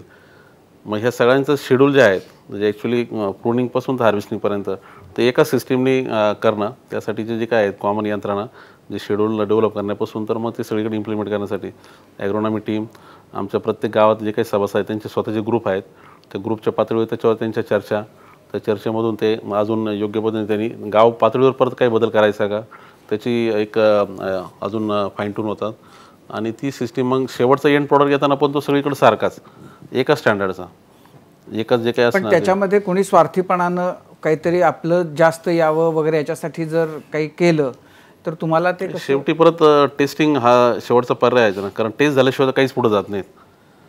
आणि टेस्टमध्ये फेल झाला तर मग तो शेवटी नुकसान त्याचंच आहे. आज आता बेसिक रेसिड्यू टेस्टिंग जी काही एक सिस्टीम तयार झालेली आहे, तर त्याच्यानुसार त्याचं रिवॉर्ड्स पण चेंज होतात, किंमत चेंज होते. म्हणजे मी बेटर काम केलं तर बेटर मला व्हॅल्यू पण मिळते. हे जसं व्हायला लागलं तर तसं प्रत्येकाचा माइंडसेट तो चेंज व्हायला. तुम्ही जेव्हा आता तुमच्याकडे काय, आता समजा द्राक्षाचे किती 1200 समजा सभासद आहेत, तर सगळ्यांच्या द्राक्षाला एकच किंमत मिळते? नाही, जर स्टँडर्डनुसार एक जर स्टँडर्ड आहेत, तुमचं आणि माझं स्टँडर्ड एकच आहेत एका आठवड्यामध्ये, तर मग किंमत एकच झाली. पण 2 प्रकारचे स्टँडर्ड आहेत. स्टँडर्ड म्हणजे थोडासा मायनससुद्धा फरक होतो. जसं युरोपियन रेसिड्यू लेवल जे काय ते बेसिक रिक्वायरमेंट झाली का ती आम्हाला तुमच्या फुलफिल झाल्या पाहिजेत. पण त्याच्यामध्ये परत नंतर येतात तुमचे नंबर ऑफ केमिकल्स किती आहेत, त्याचं डिटेक्शन व्हॅल्यू किती आहेत. कारण हे स्टँडर्ड तिथले सुपर मार्केटसुद्धा त्यानुसार ते करतात, बदलतात. मग सुपर मार्केटनुसार किंमत बदलली तर तीच तशाच प्रकारे मग सभासदाला पण ती किंमत चेंज होते. बेटर तुमचा परफॉर्मन्स आहे तर बेटर तुमची किंमत बी तयार झाली. आणि ती आठवड्यानुसार मग ती परत चेंज होते, कारण मार्केट आठवड्यानुसार चेंज होतं. पण मग म्हणजे आज एकूण आपण महाराष्ट्रामधली जी स्थिती बघतोय शेतीची, शेतकऱ्यांची, तर हे जे मॉडेल एक तुम्ही आता समोर ठेवलेलं आहे, हे बाकी ठिकाणी यशस्वी होण्याच्यासाठी काय व्हायला पाहिजे आणि ते बाकी ठिकाणी यशस्वी होऊ शकतं का? काय त्याच्यासाठीचे क्रायटेरिया असले पाहिजेत असं तुम्हाला वाटतं? गाव जिल्ह्यामध्ये सह्याद्री जर बनायचं असेल, हे मुळात आता जर पाहिलं आपण महाराष्ट्रापुरतं अशी परिस्थिती आहे का पाणी हा आपला प्रश्न आधी होतात, आजही आहेत आणि पुढे राहणार आहेत. आता मागचे 3 वर्ष जरा पाऊस चांगला झाल्यामुळे कोणी त्याच्यावर जास्त बोलत नाही, पण ती राहणारच आहेत. 80% शेतीला पाणी नाही, ती कोरडवाहू राहणार किंवा तिला पाण्याच्या बाबतीत शाश्वती नाही, हे कायमचं चित्र राहणार आहे. त्यामुळे पाण्याचा कार्यक्षम वापर कसा होईल अशाच पिकाकडे आपल्याला जावं लागेल. ती आपली मूलभूत गरज आहेत. वॉटर यूज इफिशियन्सी हा आता सगळ्यात महत्त्वाचा मुद्दा आहे का, तो डोक्यात ठेवूनच आपल्याला क्रॉपिंग पॅटर्न करावं लागेल. आणि त्यानुसार लोक करताय बी काही प्रयत्न, काय फळबागांकडे जाणं, कमी पाण्याची पिकं म्हणून इतर जे काही असेल, आता रेशीम शेतीसारखा विषय असेल, बांबू शेतीसारखा असेल, बरेच प्रयत्न कोणी करायचा प्रयत्न करतायत. पण ते व्यक्तिगत पातळीवर होत आहेत. आणि व्यक्तिगत पातळीवरचा प्रयत्न हा फार काही पुढे जाऊ शकत नाही, तो शाश्वत होऊ शकत नाही. हे तर मी माझ्या अनुभवावरून सांगतोय. संघटित झाल्याशिवाय त्याला एक स्केल आल्याशिवाय होणारच नाही. आणि संघटित झालं तर बदल होऊ शकतो. हे तर उदाहरणं आता सह्याद्री एक असेल, पण असे बरेच उदाहरणं पण आपल्याकडे आहेत. ऑलरेडी सहकार्यामधले भरपूर उदाहरणं आपल्याकडं चांगले असे संस्था आहेत. अमूलसारखं एक मोठं उदाहरण आहे, किंवा आपल्याकडं पण दुधामध्ये गोकुळसारखे उदाहरणं आहेत. आता हे प्रत्येक पिकामध्ये तोच ॲप्रोच ठेवावा लागेल की संघटित व्हा, त्याच्यामध्ये वरती स्केलचा विचार करा. आणि जे पिकं ज्याला आपले जे रिसोर्सेसच्या अर्थाने ज्याचा वापर कार्यक्षम होईल असे पिकं किंवा अशा उत्पादनं, आणि त्याचबरोबर जागतिक बाजारात ज्याला डिमांड आहे, भारताची असेल किंवा जागतिक बाजारात, तर त्यानुसारच विचार करून चाला. तर हे दृष्टिकोन असायला पाहिजेत. आज झालंय काय का ज्याची डिमांड नाही ती पिकवतोय आपण. तुमची साखर अशी परिस्थिती का 250 लाख टन आपली डिमांड आहे आणि 350 लाख टन आपण तयार करतोय, आणि त्यासाठी उलट जास्त पाणी अजून वापरतोय. म्हणजे डिमांड नाही आहे ते पिकवायचं, वरून परत रिसोर्सच्या अर्थाने जे आपले जास्त महत्त्वाचे रिसोर्सेस आहेत, जेवढे मौल्यवान आहे त्याचा वापर जास्त करायचा. असा थोडा प्रकार होण्याचं कारण एकच आहे का ऊसामध्ये ती एक सिस्टीम तयार झाली, इकोसिस्टीम तयार झाली.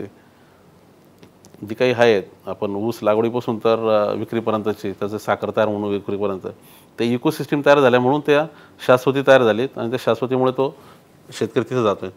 तशी शाश्वती इतर पिकं तयार झाली आणि तिचा जर बेस असेल किंवा आपल्या जेवढे रिसोर्सेस त्याचा कार्यक्षम वापर आणि मार्केटची डिमांड तर मग बदल होणार. आता तशी शाश्वती आपण तयार करतोय का हा खरा प्रश्न आहे. म्हणजे काही ज्या ज्या पिकामध्ये संधी आहेत असे आता जर तसं डिमांडच्या अर्थाने पाहिलं जे हेल्दी प्रॉडक्ट आहेत कोणी बी जर तुम्ही ग्राहकाच्या नजरे पाहिलं तर जे काही याच्यात न्यूट्रिशियस आहेत हेल्दी आहेत त्या गोष्टीची डिमांड वाढत चालली. साखरेची डिमांड वाढणारच नाही, साखरेची डिमांड झाली कमीच होणार आहे. डिमांड वाढणार आहे कोणत्याही हेल्दी गोष्टींची सगळ्या जे काही कन्झ्युमरच्या हिशोबाने. पण तुम्ही आता न्यूट्रिशियस जशा काही गोष्टी असतील फळं असतील भाजीपाला असतील किंवा इतर काही तशा प्रकारचे अजून उत्पादन असेल तर तिकडे जावं लागेल. पण ते शाश्वती तयार करण्याच्या दृष्टीने इकोसिस्टम्स आहेत. पाण्याचा वापर बी तिथं मर्यादित आहेत. आता म्हणजे ज्याच्यामध्ये प्रक्रिया आणि ह्या गोष्टींच्याही बद्दल तुम्ही बोलताय. आपल्याकडं म्हणजे एक तर पहिली गोष्ट तर सह्याद्री द्राक्ष सोडून आणखीन कोणत्या गोष्टी म्हणजे आणखीन कोणत्या प्रोडक्टमध्ये आहे? आम्ही जो एक आता म्हणजे सगळ्यात मोठा मुद्दा घेतला डोळ्यापुढे का जे आपण द्राक्षामध्ये आता करू इच्छितोय ते नुसतं द्राक्ष पिकातून होणं शक्य नाही. पूर्ण एक शाश्वत व्यवस्था दुधामध्ये जसं अमूलने काम केलं आहे एक मोठा ब्रँड उभा राहिला आहे शेतकऱ्यांच्या मालकीचा आणि ती आता सगळी आपल्या सर्वांना माहिती असलेली गोष्ट आहेत. तर तसं द्राक्षामध्ये नुसतं करायचा प्रयत्न केला तर होणार नाही. कारण दोन्हीमधला फरक असा आहे की दूध हे 365 दिवस डिमांड असलेलं आणि उत्पादन असलेलं प्रॉडक्ट आहेत आणि द्राक्ष डिमांड म्हणून जरी 365 दिवस असेल उत्पादन नाही होऊ शकत. कारण हे काही असं फॅक्टरी तयार होणारं उत्पादन नाही, हे नैसर्गिक आहे. 4 महिन्याच्या वरती द्राक्ष उत्पादन होणारच नाही. मग नुसती द्राक्षाची व्यवस्था अशी शाश्वत होईल का 12 महिन्याची? मग जर त्यासाठी द्राक्षाला जोडून जर 2-3 अजून इतर हॉर्टिकल्चर क्रॉप एकत्र आणलेत तर मग नक्की आपली 12 महिन्याची इकोसिस्टीम स्ट्रॉंग होऊ शकते, त्याचा फायदा सर्वांना होणार. मग त्यामुळे द्राक्षाबरोबर इतर फळाच्या शेतकऱ्यांना जोडणं किंवा भाजीपाला पिकवून शेतकऱ्यांना जोडणं असं सेकंड टप्पा आम्ही घेतला. पहिल्या टप्प्यात फक्त द्राक्षाची इकोसिस्टीम उभी करणं 15-16पर्यंत आणि नंतर आता मागचे 6 वर्ष इतर फळांचे बी शेतकरी त्याला जोडणं आणि त्यातून 12 महिन्याची व्यवस्था. त्याच्यामध्ये द्राक्षाबरोबर आता डाळिंब मुख्य एक आहेत, त्याचबरोबर केळी आहेत, आंबा आहेत, टोमॅटो आहेत आणि स्वीटकॉर्न आहेत. हे 6 मुख्य पिकं आणि अजून इतरही मग आता जसं प्रत्येकच पिकामध्ये आम्ही तसं पुढाकार घ्यायला सुरुवात केली. मग ते मग छोट्या छोट्या जेवढे काही आपले कोरडो फळं आहेत सीताफळापासून तर मग इतर पालेभाज्यांपर्यंत ते सगळ्यांनाच एकत्र आणण्याचा प्रयत्न आता तो चालला आहे. पण मुख्यत्वे उद्दिष्ट जे आहे ते निर्यात व्हावं असं आहे का देशाचं मार्केट पण कॅप्चर करण्याचं? खरं म्हटलं तर आता 750 कोटी लोक जगात जे आहेत ते सगळेच ग्राहक आहेत आपल्या दृष्टीने आणि त्यासाठी मग भारताची बाजारपेठ म्हणा किंवा जगाची बाजारपेठ दोन्हीकडे एकाच नजरेने बघायला पाहिजे. भारताच्या बाजारात संधी आहेत यात काही शंकाच नाही. जेवढी आपली जी काही आहेत 140 कोटी आज लोकसंख्या मग शेतकरी म्हणून तर माझ्या दृष्टीने तेवढे ग्राहक आपल्याला रेडी आहेत असंच अर्थ झाला. आणि दुसरं जगाच्या बाजारात जिथं जास्त प्रीमियम मिळू शकतो ते पण मग ग्राहक माझ्यासाठी तेवढंच महत्त्वाचं आहे. तर आम्ही दोन्हीकडे लक्ष ठेवून आहोत किंवा दोन्हीच्या दृष्टीने जसं आता सह्याद्रीची आजही निर्यातीत म्हणजे टोटल आमचा जेवढा टर्नओव्हर आहे त्याच्यात 50% आजही निर्यात आहेत आणि मागच्या 5-6 वर्षात आम्ही इथल्या भारतीय बाजाराला लक्ष द्यायला सुरुवात केली. मग ती आपल्या रिटेलची यंत्रणा असेल B2Bची असेल तर दोन्हीकडे लक्ष ठेवून वाढ चाललेली आहे. विलासजी खरं तर आम्ही ऐकतोय आणि तुमचा जो प्रवास आहे तो थक्का करणार आहे, पण त्यातला एक महत्त्वाचा मुद्दा मला विचारावासा वाटतो की तुम्ही आता जसं सांगितलं की द्राक्षाला 1200 मेंबर्स आहेत किंवा इतरही पिकांसाठी. हे मेंबर्स जेव्हा तुमच्या सोबत येत होते तेव्हा त्यांना कन्व्हिन्स कसं केलं जेव्हा तुमच्या हातात काही नव्हतं आणि एक काहीतरी वेगळी आपण सिस्टीम तयार करतोय असं सांगणं आणि कन्व्हिन्स केल्यावरचा प्रवास कसा होता? मी मगाशी जसं सांगितलं ना सह्याद्रीचा जन्म जो झाला ते लिओसिनचा जो प्रसंग होता त्यातून झाला आणि तो एक अर्थानं परीक्षाच होती. ती व्यक्ती म्हणून बी होती आणि जो काही बोलतोय आपण जे काही असं काही घडायचं आहे किंवा असं करायचं आहे त्याच्या दृष्टीने बी परीक्षा होती. मग त्या लिओसिनच्या प्रसंगामुळे 125 शेतकरी ज्यांनी द्राक्ष माझ्यामार्फत निर्यात केले होते तर त्या सर्वांना मी त्या काळात कसं वागतोय ते तर अनुभवायलाच आलं. मी तेव्हा माझी थोडी गरज पडली जमीन विकून टाकली आणि इतर काही गोष्टी म्हणजे स्वतःचे कर्ज वाढवले सगळं केलं पण कोणाचं काही रुपया ठेवला नाही. म्हणजे नुकसान झालं तर जबाबदारी मी माझी घेतली. तुमची जमीन विकलीत? हा त्या काळात कारण ती गरज होती. 6.5 कोटी काही एका रात्रीतून खड्डा भरणं काही शक्य नव्हतं. तुम्ही भरून काढला? हा दुसरा मार्गच नव्हता ना तो कुठून काढणार. अरे बापरे. तेव्हा ती जी भूमिका जी झाली होती मी जसं म्हटलं सरकारने तर हातवरती केलेत आणि जे काही झालेलं होतं द्राक्ष बागेतून हार्वेस्ट झालेत म्हणजे त्याचं ते झालेला व्यवहार होता तो पूर्ण करणं आहे. मग आता जर असं उत्तर देणं का नाही आपलं नुकसान झालं आहे आणि ते दुसऱ्या कोणामुळे झालं आहे तर त्याचं काही मतलब नाही ना. तर मी माझी एक भूमिका घेतली का आपण तर 15-20 वर्ष असे बी भरपूर अपडाऊन पाहतच आलो आहे. त्यामुळे एक नवीन अजून फक्त एक अजून थोडासा एक अजून एक आपला अनुभव नवीन एवढ्या अर्थाने मी होतो आणि थोडा मानसिकदृष्ट्या तयार होतो का आपण आधी बी भरपूर सगळे प्रसंग पचवले तर हा बी पचवू. पण काही झालं तरी आपली ह्या काळामध्ये आपली पण हे तुम्ही असं म्हणजे लष्कराच्या भाकऱ्या भाजत स्वतःची जमीन विकायचा निर्णय घेतलात त्यांचं कुणाची तरी फेडण्यासाठी. घरातल्यांची तुमच्या काय रिॲक्शन होती? नाही आता जी जमीन मी विकली ना ती मी त्या मधल्या काळात मी विकत घेतलेली होती. म्हणजे घरची जमीन नाही विकली मी 2006 ते म्हणजे 4 ते 10च्या दरम्यान जे काही थोडंसं उत्पन्न वाढल्यातून घेतली होती जास्तीची जमीन अजून ती विकलीत. त्यामुळे ते घरच्या दृष्टीने काही त्यांच्या वडिलोपार्जित प्रॉपर्टीला काही हात लावलेला नव्हता. पण माझा जो स्वतःचा जो काही दृष्टिकोन होता का तो नीतिमत्तेचा भाग होता. सरळ आहे का पण आता नुकसान झालं तिसऱ्यामुळं पण त्याच्यासाठी त्याच्याकडे बोट दाखवणं हा एक वेगळा भाग आहे. पण आपल्या दोघांमध्ये जो झालेला व्यवहार आहे तो पूर्ण करणं माझी जबाबदारी आहे ना. आणि तो त्यासाठी मी जर लांब झटकत असेल तर पहिलं तर माझ्या दृष्टीने ते चुकीचं होतं. तर मी माझा निर्णय घेतला ते बाकीचं आपण सरकारशी काय भांडायचं त्यासाठी काय करायचं वेगळं आहे. पण आपण जो काही व्यवहार आहेत आपले ते आपली जबाबदारी ते आपण पूर्ण केले पाहिजे. त्यामुळे ते जे झालं त्याने एक सगळ्यात महत्त्वाचं झालं का ट्रस्ट तयार झाला. आता आपण विश्वास तयार होणं तुम्ही जसं म्हटलं का एवढ्या सगळ्या लोकांना विश्वास तयार होणं काय बोलून भाषण देऊन काही विश्वास तयार होत नाहीत.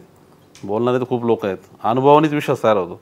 तो अनुभव जो होता पहिला सह्याद्रीत म्हणजे जो काही सह्याद्रीत जन्म होतानाच तो एक असा होता का ज्याने एक विश्वास तयार झाला का नाही हा माणूस काही बोलतो ना तर याच्यात काही अर्थ आहेत आणि नुसतंच बोलत नाही तर कृती आहे.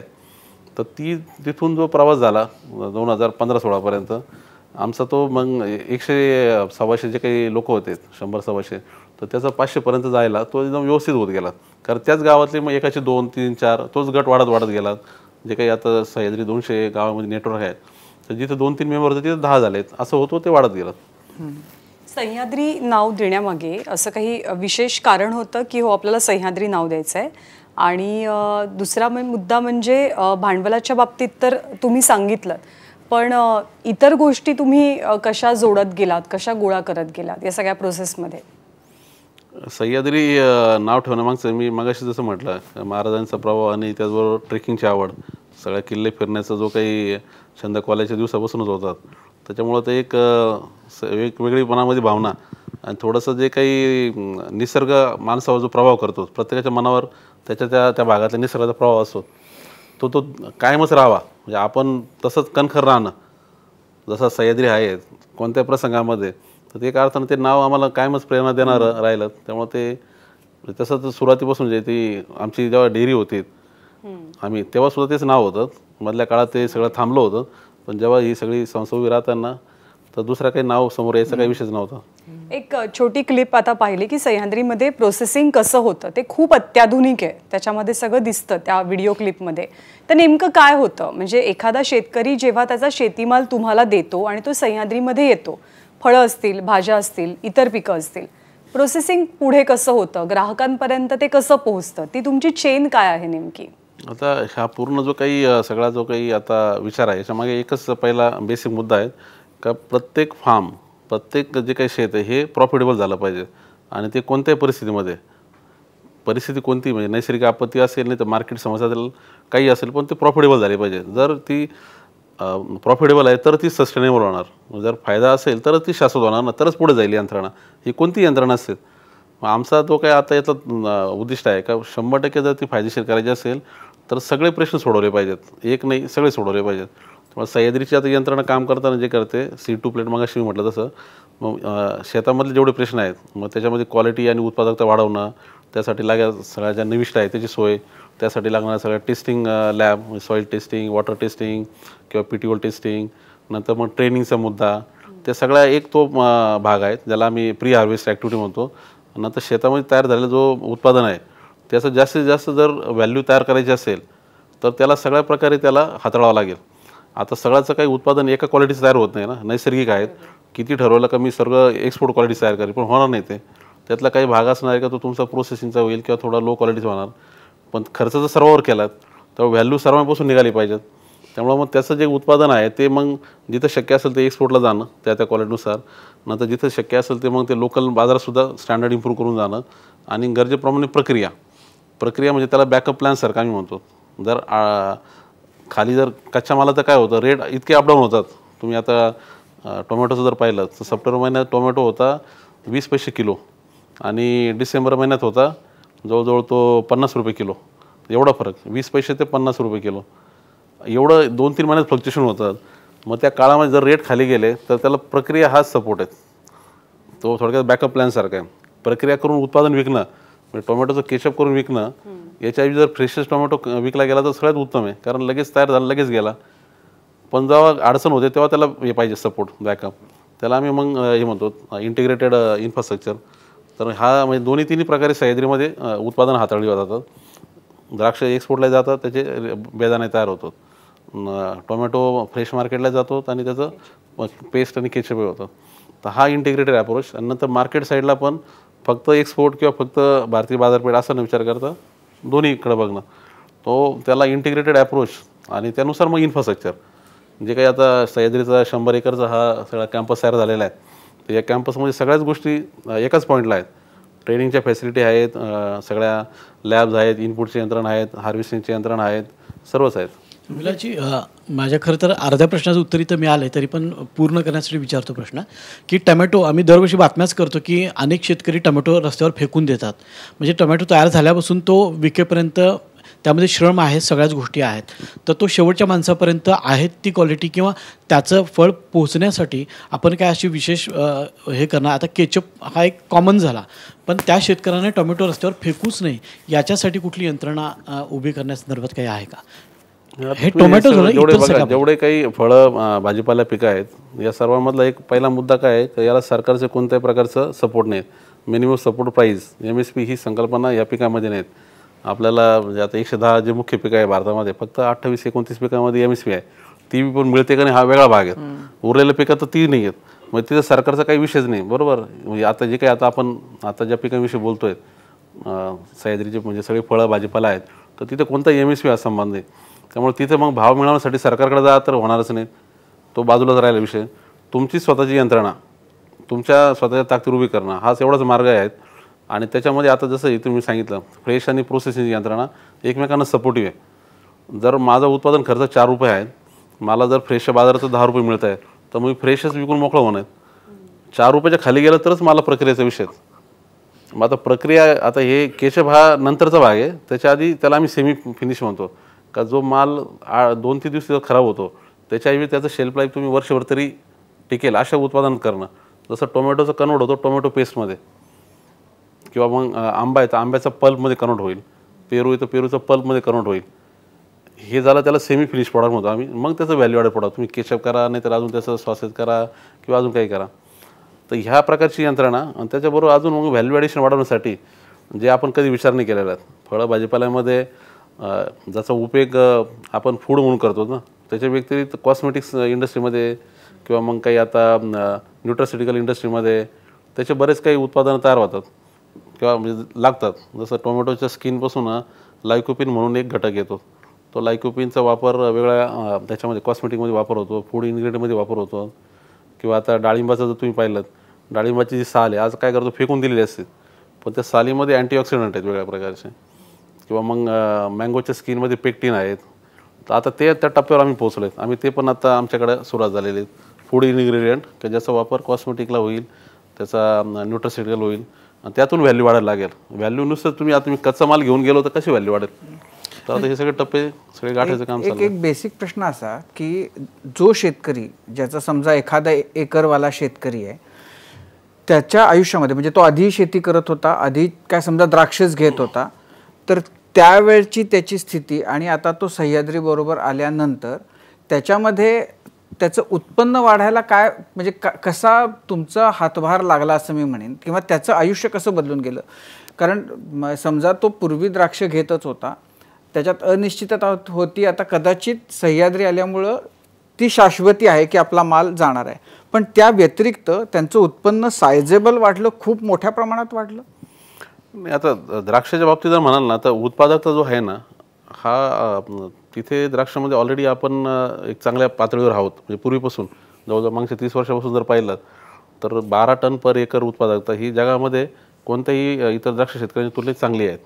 उत्पादकाच्या पातळीवर मोठा बदल म्हणजे नाही, साधारण एक एकर गुणवत्तेच्या पातळीवर म्हणजे मग अशी म्हटलं ना 12 टनातला 1 टन हार्वेस्टिंग होणं एक्सपोर्टला किंवा कोणाचं जातच नव्हतं. नाही, पण समजा एकरामध्ये 12 टन असं जर आपण धरलं तर त्याचं मूल्य किती होतं? म्हणजे एकरी 12 द्राक्षाचं टन म्हणजे आता आपण जर भारतीय बाजाराच्या हिशोबाने जर विचार केला तर साधारण 25 ते 30 रुपये रेट चालतोय. म्हणजे ते झालेत किती, ते 3 लाख रुपयेपर्यंत झालेत, साधारण 3 ते 3.5 लाख रुपये. पण जी क्वालिटी बाजारात भारतीय बाजारात 30-35 रुपयाला आहे, ती जर क्वालिटी सुधारली तर तिचे 60 रुपये होत आहेत. तो डबलचा जो फरक आहे हा कशामुळे, तर गुणवत्ता सुधारल्यामुळे. तो गुणवत्ता सुधारण्याच्या पातळीवर खरं काम जे झालं छोट्या छोट्या शेतकऱ्यांच्या पातळीवर, त्याच्यामुळे त्याचा हे वाढला, नफा वाढला. म्हणजे एक शेतकरी 1 एकरवाला जो 3 लाखाचं उत्पन्न त्याला जनरली मिळालं असतं, ते तो आता सामूहिकरित्या काम करायला लागल्यामुळं त्याचं किमान दुप्पट उत्पन्न आज झालेलं बघायला मिळतंय. हां, सामूहिकरित्या बी, आणि त्याचबरोबर तो जो काही गुणवत्तेच्या पातळीवर ग्राहकाच्या नजरेने विचार करायला लागला. आता तुम्ही जर द्राक्षाच्या कोणत्याही आमच्या सभासद विचारला तर त्याला हे माहिती आहे की द्राक्ष कुठं विकले जाणार आहेत आणि त्यासाठी त्या ग्राहकाच्या काय नक्की अटी शर्ती आहेत आणि त्यासाठी मग मला काय करावं लागेल, ही जो काय ना त्या नजरेतून विचार करणं. तर त्या द्राक्ष आपल्या युरोपला जाणार आहेत, ह्या सुपर मार्केटला जाणार आहे, सुपर मार्केटच्या नावासही सांगेल तो.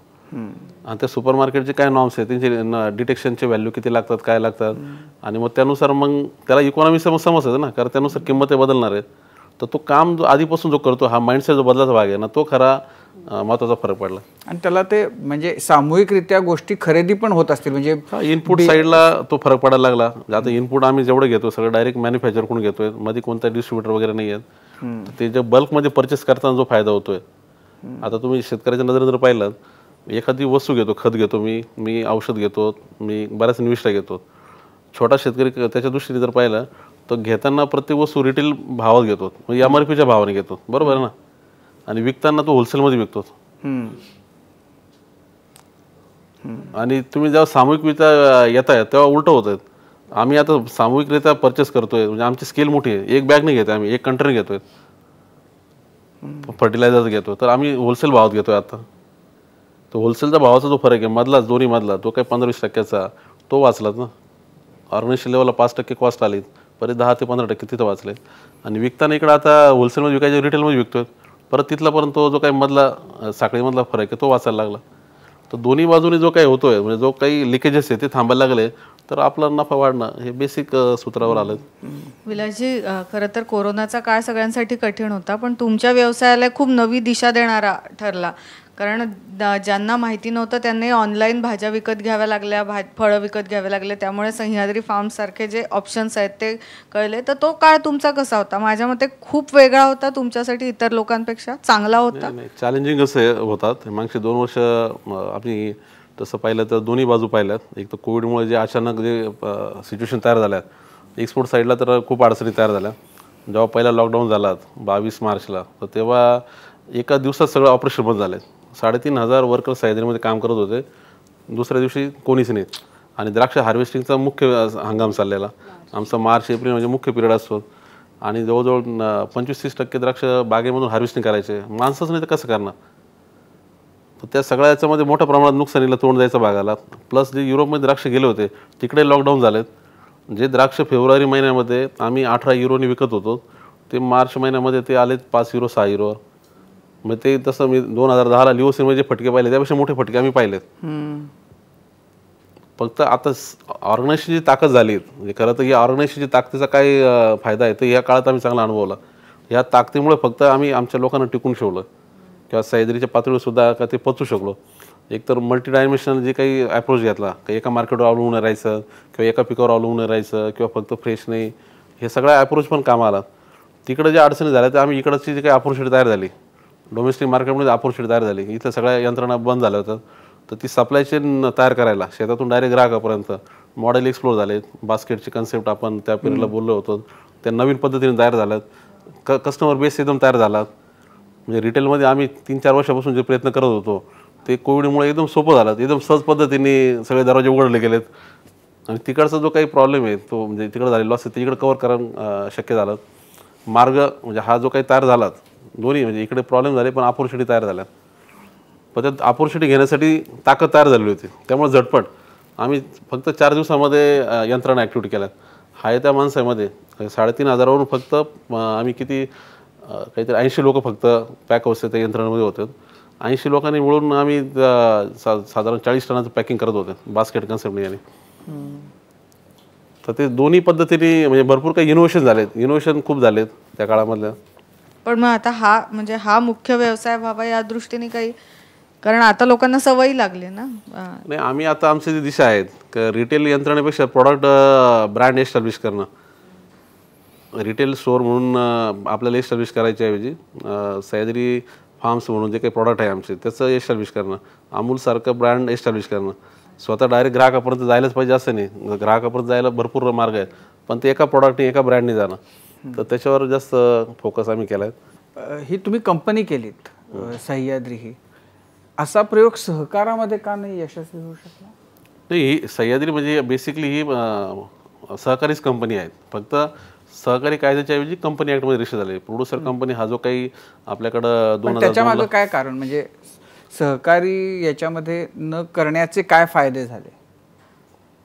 आता बेसिक तुम्ही जर पाहिलं सहकारी संस्था आणि प्रोड्युसर कंपनी दोन्हीची ऑब्जेक्टिव्ह सारखेच आहेत, दोन्हीचे बेसिक प्रिन्सिपल सारखेच आहेत.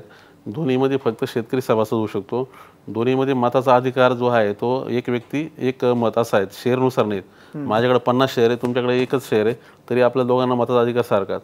हे दोन्हीकडे सहकारात बी आणि सहकारी संस्थेत आणि प्रोड्युसर कंपनी दोन्हीमध्ये सारखेच बेसिक प्रिन्सिपल आहे. प्रोड्युसर कंपनी फक्त एक महत्त्वाचा जो फरक आहे, सरकारचा हस्तक्षेप नाही याच्यामध्ये रोजच्या कामामध्ये. जसं सहकारी संस्था येतं ना, तिथला तालुक्याचा सबरेशर सुद्धा तुम्हाला येऊन विचारणार, तुम्ही हा निर्णय असा का केला, तसा का केला, मला काय विचारलं नाही. प्रोड्युसर कंपनी तिथं त्याची सरकारी यंत्रणेची लुडबुड होत नाही, हा महत्त्वाचा फरक. आणि दुसरीकडे प्रोड्युसर कंपनीचा जो उद्दिष्ट आहे की ही संस्था पूर्णपणे व्यावसायिक अर्थाने उभी राहते. आपण पारंपरिक सहकारी संस्थेकडे बघताना काय बघतो का लोक ऊसाच्या निमित्ताने एकत्र आलेत किंवा दुधाच्या निमित्ताने आलेत, पण ते सोडून भलतंच बाकीच्या गोष्टी करतात. म्हणजे संस्थेचा वापर वेगळ्याच कारणासाठी व्हायला लागतो. प्रोड्युसर कंपनीत तसं काही फार काही ऑब्जेक्ट असं करायचं नाही. प्रोड्युसर कंपनीचा अजून दुसरा महत्त्वाचा फायदा, मेंबर कोण असावेत याचा निर्णय प्रोड्युसर कंपनीचे प्रमोटर ते करतात. सहकारी संस्थेत मेंबर कोण असावेत याचा निर्णय शासन करते. आडगाव विविधकारी सोसायटीमध्ये शेअर होल्डर व्हायचे तर ते आडगावच्याच माणसाला होता येईल, शेजारच्या पिंपरी सह्याच्या माणसाला नाही होता येणार. म्हणजे मग ते गावातलेच लोक होणार. मग त्याचा दुसरा एक जो काही तोटा आहेत का गावातलं मग सोसायटीचं राजकारण आणि ग्रामपंचायतीचं राजकारण एकत्र होऊन जातं. प्रोड्युसर कंपनी तसं नाही, मेंबर मी एक गावचा आहे, तुम्ही दुसऱ्या गावचे, तुम्ही तिसऱ्या गावचे आहेत, आपण लाईक माइंडेड आहोत, एकत्र आलो. मग थोडक्यात एकत्र का आलो, तो व्यावसायिक म्हणून एकत्र आलो. हा दोन्हीमधला जो फरक आहे हा खऱ्या अर्थाने महत्त्वाचा फरक आहे. या 12 वर्षामध्ये 42 देशांमध्ये तुम्ही सह्याद्रीचा ब्रँड पोहोचवलेला आहे. युरोपातला सुरुवातीचाच अनुभव काही फार चांगला नव्हता. पुढे ती बाजारपेठ कशी विस्तारत गेली, तुम्हाला कसे नवनवीन अनुभव येत गेले, जसे तुम्ही एका वेगवेगळ्या देशांमध्ये एंट्री घेत गेलात, तिथे ब्रँड पोहोचवत गेलात? आता म्हणजे 42 देशामध्ये जात आहे, म्हणजे फक्त द्राक्ष जात नाहीत, जवळजवळ सगळेच उत्पादन जात आहेत. द्राक्षाबरोबर आमचं आता केळी एक महत्त्वाचं आहेत आणि डाळिंब आहेत, हे 3 फ्रेश स्वरूपात जातात. आणि प्रोसेस स्वरूपातले जेवढे आहेत वेगळे पल्प जात आहेत, नंतर फ्रोझन स्वरूपामध्ये काही कट व्हेजिटेबल जात आहेत. आणि आता त्याच्यामध्ये म्हणजे आता अमेरिकेपासून तर युरोपपासून तर जापानपर्यंत जवळजवळ सगळीकडे जात आहेत. एक महत्त्वाचं जो काही आता याचं कारण आहे, आपल्याकडं जे काही स्वतःचे काही म्हणजे भारताचे म्हणून काही आपल्याला काय म्हणतात एक ॲडव्हान्टेज आहेत, काही आपल्याला त्याचं बेनिफिट आहेत मार्केटच्या दृष्टीने. का आपली काही उत्पादनं जे आहेत ते 12 महिने असतात. त्याचबरोबर कॉस्ट साईडने लेबर हा फॅक्टर महत्त्वाचा आहे, इफिशियंट आहेत. त्यामुळे आता बाजारामध्ये युरोपच्या बाजारामध्ये चीनशी तुलना करता किंवा मग अजून इकडचे दुसरे जे काय आता जसं केळीमध्ये फिलिपाईन्ससारखा देश आहेत त्याची तुलना करतात, आपण इफिशियंट आहोत हा तर फॅक्टर आहे, तो महत्त्वाचा झाला. आणि स्टँडर्डचं सह्याद्रीने सुरुवातीपासून हा एक फॅक्टर ठेवला जाता, जे करायचं ते ग्लोबल स्टँडर्डने. त्यामुळे मार्केट ओपन व्हायला फार काही अडचण नाही आहे किंवा आता आमचं तेवढं स्पीडने वाढतं आहेत. तुमच्या बोलण्यातनं एक जाणवलं मगापासून की सरकारकडनं अपेक्षित सहकार्य मिळत नाही, तर तुमच्या अपेक्षा नेमक्या सरकारकडनं काय आहेत? किंवा मध्ये जे कायदे काही केले गेलेत त्याच्यानंतर ते मागे घेतले गेले, तर या सगळ्याचा परिणाम त्यातनं तुम्हाला काय अपेक्षित होतं या कायद्यांमधनं? नाही, आता तसं म्हटलं तर मी मगाशीच म्हटलं का कोणावर अवलंबून राहता आपली आपली व्यवस्था उभी करणं हीच दृष्टिकोन महत्त्वाचा आहे. शेतकरी म्हणून आता तोच त्या प्रकारचे विचार करायला पाहिजेत. आम्ही तो केला. म्हणजे आता खरं सह्याद्रीच्या पातळीवर तर आम्ही तर सरकारकडून काही अपेक्षा करतच नाही, मी म्हणत पण नाही की आम्हाला हे करा आम्हाला ते करा. उलटं तर तसं जर पाहिलं म्हणजे 10ला जी सुरुवात झाली 2018पर्यंत आम्ही एकाही सबसिडीला अप्लाय केला नव्हता. म्हटलं सुद्धा नाही की आम्हाला काहीतरी अनुदान द्या, काहीच नाही. उलटं म्हणायला सुद्धा नको आणि काही त्यांच्याकडे जायला नको असा अप्रोच होता. 2018ला आम्ही एक केंद्र सरकारच्या एका स्कीमचा फक्त फायदा घेतला, कारण स्वतःची ताकद तयार झाल्यावर मग कशाला प्रश्न येतो. आणि तीच परिस्थिती आता कोणालाही असेल, इतरही संस्थांच्या इतरही शेतकऱ्यांच्या बाबतीत तसा दृष्टिकोन असायला पाहिजे की सरकारने शेतकऱ्यांना व्यवसाय म्हणून करू द्यावं, त्या व्यवसायात लुडबुड करू नयेत. एवढं जरी केलं तरी खूप आहे. सह्याद्री फार्मचं सर पायात पाय घालू नका, आम्हाला आमचं चालू द्या. आता आम्ही चालू. विलासजी, सह्याद्री फार्मचं ट्रेनिंग सेंटरचं आत्ता एक फोटोज वगैरे पाहिले, तर तिकडे कुठल्या प्रकारचं ट्रेनिंग दिलं जातं आणि बाहेरचे लोक वगैरे येतात का? आणि सगळ्यात महत्त्वाचं, दुष्काळग्रस्त शेतकऱ्यांसाठी काय सांगाल तुम्ही की मराठवाडा विदर्भातले शेतकरी, आता हे पश्चिम महाराष्ट्रातलं सगळं सेंटर आहे सह्याद्रीचं, तर विदर्भ मराठवाडा इथल्या शेतकऱ्यांसाठी काय आहेत तुमच्याकडे आयडियाज की हे करू शकतात तिकडे, हे होऊ शकतं, हे वर्कआउट होईल? आता विदर्भ मराठवाड्यातला मुख्य विषय काय तर पाणी आहे तुलनेने, बरोबर ना, तिचंच तुलना होते कारण आमच्याकडे पाणी नाही वगैरे असं होतं. बाकी तर वातावरण प्लस मायनस काही फरक नाही. आता जे पिकं आम्ही म्हणतो ते तसेच आहे, कमी पाण्याची पिकं. मग ते इथे घडले होऊ शकतात, तिकडे होऊ शकतात. उलटं तसं पाहिलं तर नाशिकपेक्षा तिकडे जास्त काही बाबतीत ना फेवरेबल क्लायमेट आहेत. लातूरला द्राक्ष ज्या क्वालिटीचे होतात, नाशिकला तेवढ्या दर्जाचे नाही होत. तर नैसर्गिक त्यांचं त्या वातावरणात त्यांना फायदा आहे. फक्त तो त्यातला जो काही आहे दृष्टिकोन का तो संघटित होण्याचा आणि त्याचबरोबर तेवढ्या ताकदीने जाण्याचा, एक क्लस्टर म्हणून जाण्याचा, ते नाशिकसारखं होण्याची गरज आहे. तुम्ही नाशिकला जर पाहिलं ना, क्लायमेट आमच्या विरुद्ध आहे, पण नाशिकमध्ये एक क्लस्टर तयार झालेलं आहे. जवळजवळ आज 1 लाख एकरच्या वरती बागा एका जागेवर आहेत. तर त्याच्या भोवतीची इकोसिस्टीम तयार व्हायला सोपं झालं आहे ना. लातूरला जर कोणी आता एका गावात 2 एकर द्राक्ष आहेत आणि दुसऱ्या गावात 5 एकर आहेत, लातूर जिल्ह्यात सगळे मिळून आज 1000 एकर द्राक्ष नसतील, तर ती मग तुलना ती नाशिक त्यांची केली तर स्पर्धेमध्ये कुठं कमी पडत आहे. तर तो क्लस्टर म्हणून एक दृष्टिकोन जाणं, स्केलचा विचार होणं, संघटित होणं, मग तिकडे केलं तर ते सारखेच वेगळं काय दुसरं काही उत्तर नसणार.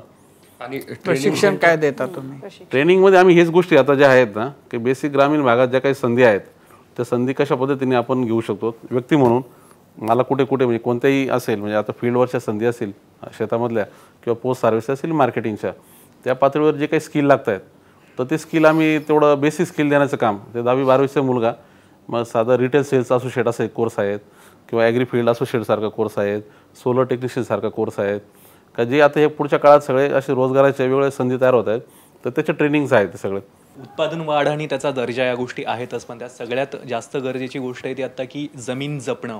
कारण आता पश्चिम महाराष्ट्रामध्ये ऊसामुळे खूपशी जमीन खारफुटीनं म्हणजे कामातूनच गेली की जिथं आता काहीच पिकत नाही आहे.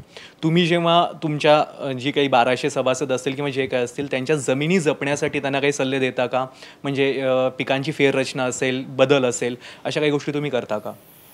आता हा तर एकदम बेसिक आता विषय आहेत का आपण जे काही आपले ॲसेट आहेत ते आपल्या फक्त पिढीसाठी नाही तर पुढच्या जनरेशनसाठी आहेत आणि ते योग्य पद्धतीने राहिले पाहिजेत, मेंटेन राहिले पाहिजेत, तरच त्याचा खऱ्या अर्थाने उपयोग आहे. सॉईलची हेल्थ हा बेसिक मुद्दा आहे.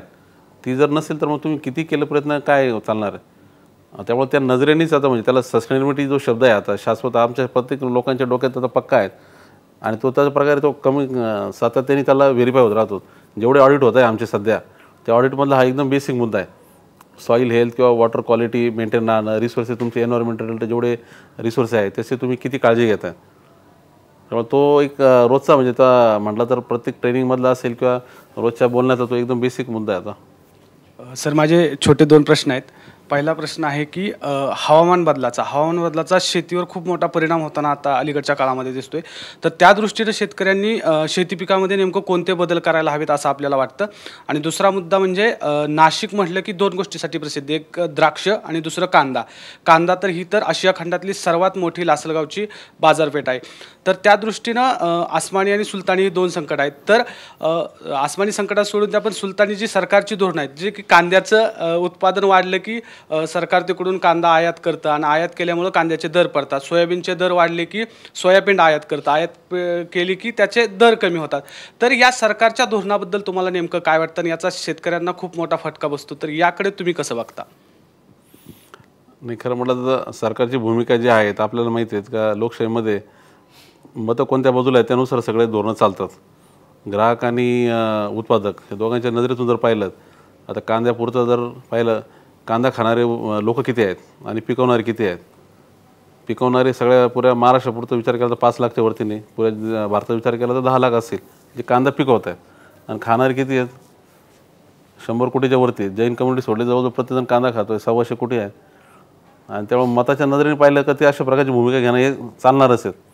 आता त्याला आपण विरोध करणं वगैरे सगळं चालतं. 40 वर्ष झालेत, बरोबर ना सर? 40 वर्षाच्या वरती झाले असतील आंदोलन महाराष्ट्रात कांद्यावरून चाललेले असतील. आता याच्यामध्ये एक असं म्हणजे सरकारच्या भूमिकेचं त्याला कशा पद्धतीने करणं आहे, त्याला आपण काय आपली भूमिका कशी तयार करणं आहे, याच्यामध्ये एकच आहे का असे जे आहेत म्हणजे याला अशा पिकामध्ये जे सरकार कारणाचं लुडू करतं आहे, एक तर त्या पिकापासून थोडं लांबच राहा. आता आमच्या पुरतं जर पाहिलं तर आम्ही नाशिक जिल्ह्यातच आहोत, पण आम्ही कांद्यापासून लांब आहोत. त्याचं कारणच ते का बा आता तिथे जर तुमचं लुडूर करणार असेल तर मग पहिला पर्याय त्यात जाऊच नका, तुम्ही लांबच राहा. आणि जिथं पर्यायच नाही, जसं आता आमच्याकडे नाशिक जिल्ह्यात जर पाहिलं 4 तालुके असे आहेत, कसमध्ये भाग म्हणतो आम्ही त्याला, का त्यांना कांदा हे सगळ्या दृष्टीने योग्य पीक आहे. तर तिथे तर एवढाच विचार करावा लागणार का सरकारच्या याला म्हणजे धोरणाच्या विरुद्ध कशी आपली पॉलिसी करता येईल. जसे ते करायला लागले लोक. तुम्ही जर पाहिलं स्टोरेज सिस्टीम हा एक खूप मोठा विषय आला कांद्यामध्ये. आज जवळजवळ प्रत्येक शेतकरी स्टोरेज करायला लागला. मागच्या वर्षी जर तुम्ही पाहिलं असेल सरकारने सगळे प्रयोग केलेत. याला काय कांद्याला निर्यातबंदी केली, आयात मोठ्या प्रमाणात केली, व्यापाऱ्यांना धाडी घातल्यात, अजून असेल नसे सगळे प्रयोग केलेत कांद्याचा रेट खाली आणायला. पण रेट खाली आलेले नव्हते, एक मर्यादेपर्यंत रेट तसेच राहिलेत. त्याचं कारण आहे का तो कांद्याची स्टोरेज व्यवस्था शेतकऱ्यांच्या झालेल्या होत्या. धाडे तुम्ही व्यापाऱ्याला घालाल, शेतकऱ्याला कुठं घालाल? मग ती जी स्ट्रॅटेजी तयार झाली शेतकऱ्याच्या पातळीवर का स्वतःच्या स्टोरेज सिस्टीम करणं सगळ्यात, तर ती एक अर्थाने सरकारच्या त्याला धोरणाला ती एक अर्थाने नाही बरोबर त्याला छेद देणारी झालीत. तर अशा थोडक्यात आता स्ट्रॅटेजिक डिसिजन घेणं त्या प्रत्येक पिकामध्ये हे शेतकऱ्याच्या हातात आहेत. बाकी भाव कमी जास्त होणं हे तर कांद्यात नाही प्रत्येक पिकात आहेत. आणि ते सोयाबीन असेल नाही तर कोणत्या पिकात ते घडणार. तर त्याला शेतकऱ्याची स्वतःची स्ट्रॅटेजी आणि ती एकट्याची नाही तर ग्रुपची. आता ते आम्ही द्राक्षामध्ये तसा विषय घेतला तर स्टोरेज सिस्टीम मोठ्या प्रमाणात वाढवणं. बाजारात कमी भाव होतोय त्याला तुम्ही कोणाकडे जाऊन तक्रार करणार? तुमची स्वतःची व्यवस्था वाढवा ना. मी द्राक्ष 3 महिने पिकवलेत, ग्राहक 12 महिने मागतोय, मधले 9 महिन्यासाठी स्टोरेज सिस्टीम वाढवा, त्याच्यावर काम करा, तिथे इन्व्हेस्टमेंट करा, त्यासाठी जी काय लागेल ती मार्केटिंगची स्ट्रॅटेजी करा. तर हेच आता प्रत्येक पिकामधले मुद्दे आहेत. मला लातूरच्या द्राक्षांसंदर्भात तुम्ही म्हटलात की चांगल्या क्वालिटीची द्राक्ष आहेत. आमच्याकडे पश्चिम महाराष्ट्रामध्ये सांगली आणि सोलापूरच्या पट्ट्यामध्ये द्राक्ष होतात. तर त्यांची क्वालिटी तुमच्या दृष्टीने काय आहे आणि तिथले शेतकरी तुमच्या संपर्कात आहेत का किंवा येतात का? त्या नाही तसं क्लायमेट वाईज जर पाहिलं ना, जेवढा कोरडा भाग आहेत जिथं जिथं कोरडं वातावरण आहे, पाऊस कमी आहेत म्हणजे थोडक्यात ह्युमिडिटी कमी आहेत आणि कोरडं वातावरण आहे, तर तिथं फळपिकं चांगलेच होतात. सोलापूरचा परिसर किंवा सांगलीचा पूर्वेकडचा भाग चांगलंच वातावरण आहे आणि ते क्वालिटी द्राक्षाची नक्कीच उत्तम आहेत. नाशिकच्या तुलनेत विचार केला तर एक पाऊल ते पुढं आहेत, कारण निसर्गाची साथ आहेत. नाशिकचा शेतकरी जिद्दी आहेत, तेवढा तो चिकट आहेत, त्याच्यामुळे निसर्गाच्या विरुद्ध जाऊन पण तो करतोय काम. आता खरी परिस्थिती तुम्ही पाहिली ना, म्हणजे क्लायमेटचा ॲडव्हान्टेज सांगलीला आहेत, लातूरला आहेत, सोलापूरला आहेत, पण एक्सपोर्ट नाशिकमधून जास्त होतो. टोटल एक्सपोर्टमध्ये नाशिक 70% आहेत. तर हे फक्त कारण काय का त्या प्रकारची ती एक इकोसिस्टीम तयार झालेली, त्या प्रकारचं मानसिकता तयार झाली. यालाच घेऊन मला आता असं विचारायचं म्हणजे हा कदाचित शेवटचा प्रश्न की हा कार्यक्रम आता जे महाराष्ट्रभरातले तरुण शेतकरी बघत असतील गावागावामधले, तर त्यांच्यासाठी तुम्हाला काय सांगायचं आहे? म्हणजे तुमच्या मार्गावरून जर जायचा विचार कुणाच्या मनामध्ये आला तर काय केलं पाहिजे? काय त्यांनी करावं? कोणत्या पद्धतीनं पावलं टाकावीत? तुमचं काय सांगणं आहे या तरुण शेतकऱ्यांना? हे आता महाराष्ट्रात जर पाहिलं ग्रामीण भागात जेवढे काही तरुण आहेत ते त्यांच्या दृष्टीने काही शेतीमध्ये राहणं म्हणजे एक अर्थाने बा आपण कुठंतरी फसलो आहेत आणि आपल्या आयुष्याचं कुठंतरी चुकीची दिशा आहेत आणि त्यामुळे प्रत्येक जणांना वाटतं शहराकडे जावं. मराठवाड्यात कित्येक तरुण आहेत का जे जमीन चांगली 50 एकर जमीन असतानाही ती बाजूला ठेवून आणि पुण्यात येऊन एखाद्या स्पर्धा परीक्षा अभ्यास कर किंवा काहीतरी एखादा जॉब कर, काही करायला ते तयार आहेत, पण ते थांबायला तयार नाहीत. आता हा जर ही परिस्थिती आहे ती सगळ्यांना मान्य असलेली किंवा सगळीकडे असलेली परिस्थिती आहे, पण जर तू पुढचं चित्र पाहिलं पुढच्या काळामध्ये इतर क्षेत्रामध्ये जॉब तयार होण्याची शक्यता किती आहे, सर्व्हिस आपल्या सरकारी यंत्रणेमध्ये किती जॉब तयार होण्याची शक्यता आहेत, तर फार काही मोठ्या प्रमाणात नाही. जे काय आहे त्याच्या तुलनेत डिमांड खूप आहे आणि तिथं जाऊन जेवढं कष्ट करतोय, तिथं जाऊन जेवढं करतो परिश्रम, त्याच्यापेक्षा जास्त संधी शेतीमध्येच तिथं राहून करण्यात आहेत. लोकांना असं वाटतं का शेतीपासून लांब गेलं तर संधी आहेत, खरं तर तिकडेही अडचणी आहेत, कोणत्या क्षेत्राच्या अडचणी आहेत. मग आहे तिथंच आपण आपल्या संधी कसं शोधू शकत नाही, तिथंच आपण आपलं भविष्य का घडू शकत नाही, हा विचार महत्त्वाचा आहे आणि तो होऊ शकतोच. याचं सह्याद्री जर तुम्ही उदाहरण पाहिलं तर फार काही मोठी दिवसाची गोष्ट नाही, हे 10-12 वर्षातलीच गोष्ट आहे. आणि 10-12 वर्षात जे काही घडलं का हे कोणाला विश्वास बसणार नाही असं घडलं. मग तिथे घडतं तर प्रत्येक भागात घडू शकतं, प्रत्येक पिकात घडू शकतं. तो फक्त त्यासाठी सकारात्मक दृष्टिकोन, शेतीकडे बघण्याचा दृष्टिकोनच बदलणं गरजेचं आहे. अडचणी कुठं नाही, सगळीकडे आहेत, पण संधी सर्वात जास्त इथंच आहेत. ग्रामीण भागात शेतीमध्ये जेवढ्या संधी आहेत आणि तुम्ही प्रत्येक पिकाच्या संधीकडे त्या नजरेने पाहायला पाहिजेत. आपण काय झालं की ठराविक पिकामध्येच गुर फोडलो, ऊसाच्या भोवती गुर फोडलो आपण, थोडंफार काही प्रमाणात कापूस असेल किंवा दूध वगैरे सारख्या पिकाभोवती गुर फोडलं, पण त्या इतर पिकांना जेवढं पोटेन्शियल म्हणून पाहायला पाहिजे ते पाहिलं नाहीत. 2 एकरचं शेती म्हणून सुद्धा तुम्ही 5 लाख रुपये करू शकता, 10 लाख रुपयेपर्यंत उत्पन्न काढू शकता. ह्या अशा पिकांमध्ये जर आपण संधी शोधायला लागलो संघटित पद्धतीने, तर मग मोठ्या प्रमाणात रोजगारापासून तर प्रत्येक शेती व्यावसायिक होणं शक्य आहे. तरुणांनी काय करावं? नाही, आता पहिलं तर शेतीकडे सकारात्मक बघणं हा झालाच, पण त्यावर संघटित पद्धतीने प्रयत्न करणं, संघटित होणं, एकटं न करता समविचारी समविचारायचे, संघटित होऊन आणि व्यावसायिक म्हणून विचार करणं. संघटित होणं म्हणजे काही आपण गावची सोसायटीसारखं एकत्र येऊन आणि फक्त परत जर तसा विचार करणं असेल तर मग चुकणार. परत व्यावसायिक म्हणून एकत्र येणं.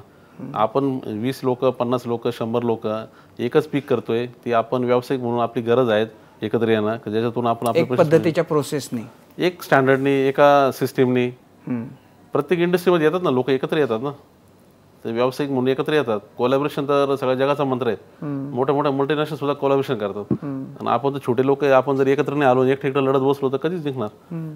त्यामुळं एकत्र येणं ही तर सगळ्यात महत्त्वाची गोष्ट आहे. आणि ती व्यावसायिकतेने एकत्र येणं.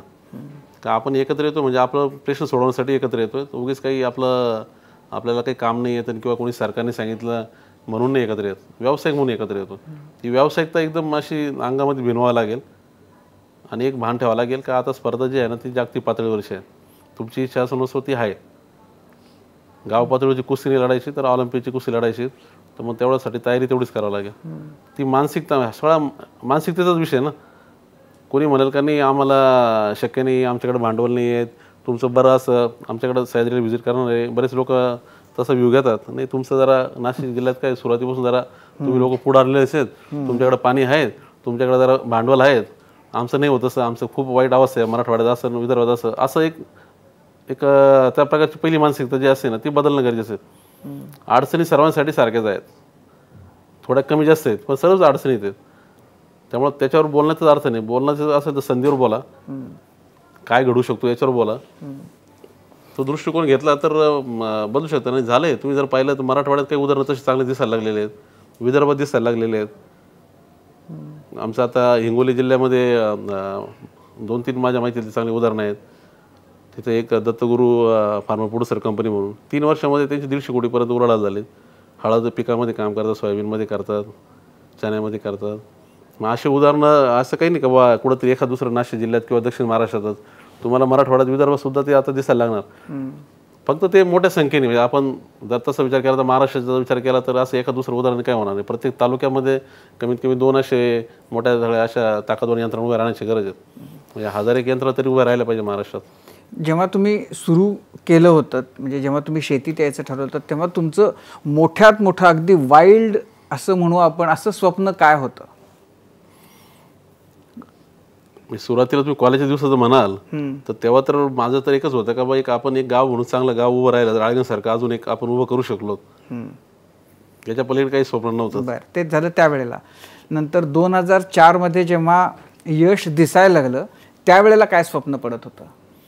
2004ला मी फक्त जे द्राक्षाच्या शेतीमध्ये एक चांगल्या प्रकारे आपण व्यवस्थित उभं राहणं आणि एक जे काही आहे, जे काही आता सुरुवात झाली निर्यातीला, तिला आपण 100 क्विंटलपर्यंत घेऊन जाणं, इथपर्यंत दृष्टिकोन होतं. आणि जेव्हा ते मधला प्रकार 2010चा झाल्यानंतर सह्याद्री जेव्हा झालं आणि दिसायला लागलं की अरे हे चांगलं यशस्वी होतंय, त्यावेळेचं स्वप्न काय होतं? ते सह्याद्री जेव्हा उभी राहायला सुरुवात झाली तेव्हा पहिल्या दिवसापासून एक स्पष्ट होतं का जे काही उभं राहील नाही हे पुढच्या 100 वर्षासाठी उभं करायचं आहे आपल्याला. हे आपण एका पिढीसाठी करत नाही, हे 4 पिढ्यांसाठी करतोय आपण. आणि त्याचबरोबर जे काही आहे हे पूर्ण आता जागतिक बाजारामध्ये ते तेवढं सक्षम टिकायचं आहे, तेवढं ताकदीची यंत्रणा ही कमीत कमी द्राक्षामध्ये आम्ही जसं एक टप्पा ठेवला होता 1000 क्विंटलला क्रॉस करणं, तेव्हा 100 क्विंटलच्या वरती बोलणं म्हणजे मूर्खपणा होता लोकांच्या दृष्टीने. आम्ही 1000चा टप्पा डोळ्यावर ठेवला. आणि त्याचबरोबर मग जे काही विजन ठेवलं होतं का सह्याद्री ही यंत्रणा उभी राहताना अमूलसारखी एक दिवस फळांमधला एक असा शेतकऱ्यांच्या मालकीचा ब्रँड अशा स्वरूपात उभी राहील आणि तेवढाच याचा ताकदीचा, तेवढाच मूल्याचा असा उभा राहील. एवढं हे डोळ्यापुढे सुरुवातीपासून दिशा स्पष्ट होते. तर मग तुम्ही 1000चं स्वप्न पाहिलं होतं, तुम्ही आज 1,500 कंटेनर ऑलमोस्ट निर्यात करताय. 750 कोटीची आता तुमची उलाढाल आहे. आता तुमचं स्वप्न काय आहे? आता म्हणजे 750चे 10 वर्षामध्ये तुम्ही 750 कोटीवर पोहोचलेले आहात. पुढच्या 5 वर्षामध्ये म्हणजे मी जर तुमच्यासाठी स्वप्न बघत असेल तर 5000 कोटीचं उलाढाल हे असेल. मी बघतोय, तुम्ही किती बघताय? तुमचं पुढचं आता काय विचार आहे? आमचं 3च वर्षामध्ये आम्ही सह्याद्रीची उपकंपनी जी आहे आमची पोस्ट सर्व्हिस केअर कंपनी म्हणून, तिचा IPO आणण्यासाठी आम्ही आता सगळं त्या दृष्टीने सगळे तयारी चालू केली. आणि शेतीमध्ये फक्त शेतातूनच पैसे तयार होत असं नाहीत, तर शेतीमधल्या गुंतवणुकीमधून जे काय आहेत, आता प्रोड्युसर कंपनीमध्ये जे आज गुंतवणूक झालेली आहे त्याच्यातून तसं मूल्यांकन मी तयार होतं, हे आम्हाला दाखवून द्यायचं.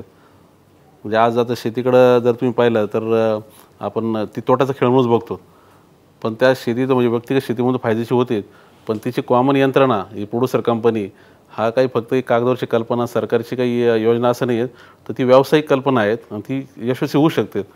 त्यासाठी आम्ही आता IPOपर्यंत घेऊन जाणं आणि त्यातून तेवढं त्या शेअरची व्हॅल्यू वाढू शकते, हा एक टप्पा डोळ्यापुढे आहेत. आणि टर्नओव्हरच्या अर्थाने तुम्ही म्हणता ते तर आहेच आहे का, तो कमीत कमी 5000 कोटीपर्यंत सह्याद्रीला घेऊन जाणं हे 5 वर्ष तर. आणि ते आत्ता ज्या प्रकारे सह्याद्री परिस्थिती आहे तर ती नैसर्गिक पद्धतीनेच होणार असंच आता चित्र आहे. पण दिशा जी आहे ती IPO घेऊन येणं शेतकऱ्यांच्या संस्थेचं, कारण कोऑपरेटिव्हचं तुम्ही कधी IPO ऐकलेलं नाहीत. आपल्याकडे जेवढ्या कोऑपरेटिव्ह संस्था आहेत त्या कोऑपरेटिव्हमध्ये ज्या ज्या शेतकऱ्यांनी गुंतवणूक केलेली असेल 40-50 वर्षापूर्वी, एक शेअर घेतला, 2 घेतला, त्या शेअरची व्हॅल्यू जिथं आहे तिथंच आहे. 1000चं शेअर असं तर 1000च आहे, 10,000चं आहे तर 10,000च आहे. सह्याद्रीचं शेअरचं जर तुम्ही पाहिलं आत्ताच, म्हणजे आम्ही त्या प्रोसेसमध्ये आहोत सध्या. आमचं जस्ट आता रिस्ट्रक्चरिंग झालं आहे. प्रोड्युसर कंपनीची आमची जी उपकंपनी आहे पोस्ट सर्व्हिस केअर, तिचं रिस्ट्रक्चरिंग झालं आहे. तर आमच्या शेअरची व्हॅल्यू जी आहे 5000चं शेअर झाला 1,07,000चं. तर सह्याद्रीच्या सभासदांना आता खऱ्या अर्थाने ताकद आपली तयार झाली, तर तिचा काय नक्की घडतं आहे त्याचा अनुभव यायला लागला आहे. आणि पुढच्या 3 वर्षाचे चित्र दिसणार आहे काही अशा प्रकारची यंत्रणा उभे राहणं हे त्या शेतकऱ्यांच्या मालकीच्या त्यांच्या दृष्टीने तर शेतीचा बदल झालाच, पण त्या संपत्तीचा गुणाकार होतोय. जो नैसर्गिकरित्या म्हणतो ना आपण, एका दाण्याचे 1000 दाणे होणं, हे कधी पाहिलेले नाहीत. पाहिलं असं तर उलटच पाहिलं, एका दाण्याचं पेरला तर उलट अजून तोटा झाला. मल्टिप्लिकेशन होऊ शकतं, हे आता 3 वर्षात आम्हाला दाखवून द्यायचं आहे. मला असं वाटतं की म्हणजे शेतीच्याबद्दल ना इतक्या नकारात्मक सगळं सतत ऐकत असताना, पाहत असताना, दिसत असताना तुम्ही खूप एक नकारात्मकतेला पूर्ण बाजूला सारून इतकं पॉझिटिव्ह, इतकं सकारात्मक, आणि त्यामुळेच मला ते तुम्ही म्हणजे भूषण आहात महाराष्ट्राचे असं वाटतं की ज्याच्यामुळं तरुणाईला खऱ्या अर्थानं शेतीकडे नव्या नजरेनं बघायला मिळते आणि खूप मोठी गोष्ट आहे ती. शेतीतलं एकीचं बळ खरं तर तुम्ही दाखवता, तुमचा त्याच्यावरती विश्वास आहे. जसं आत्ता सर म्हणाले की बऱ्याच जणांना ते शेती करणं रिस्की वाटतं, कोणाला ते खूप लो प्रोफाईल वाटतं, पण तुम्ही त्या शेतीला ग्लॅमर दिलत आणि ते ग्लॅमरच आता तुम्हाला, तुमच्या कंपनीला आणि तुमच्यासोबतच्या सगळ्या सहकाऱ्यांना, शेतकऱ्यांना पुढे घेऊन जात आहे. तुमची सगळी स्वप्न पूर्ण होत या आमच्या सदिच्छा आहेत. धन्यवाद, आभार आपले कट्ट्यावर आल्याबद्दल. धन्यवाद. आणि यानंतर क्विक हिल प्रस्तुत Majha Katta, powered by bank of Maharashtra, Chitale उद्योग समूह आणि Chandukaka Saraf and sons private लिमिटेडमध्ये वेळ झाली इथेच थांबण्याची. ताज्या बातम्यांसाठी पाहत रहा ABP माझा.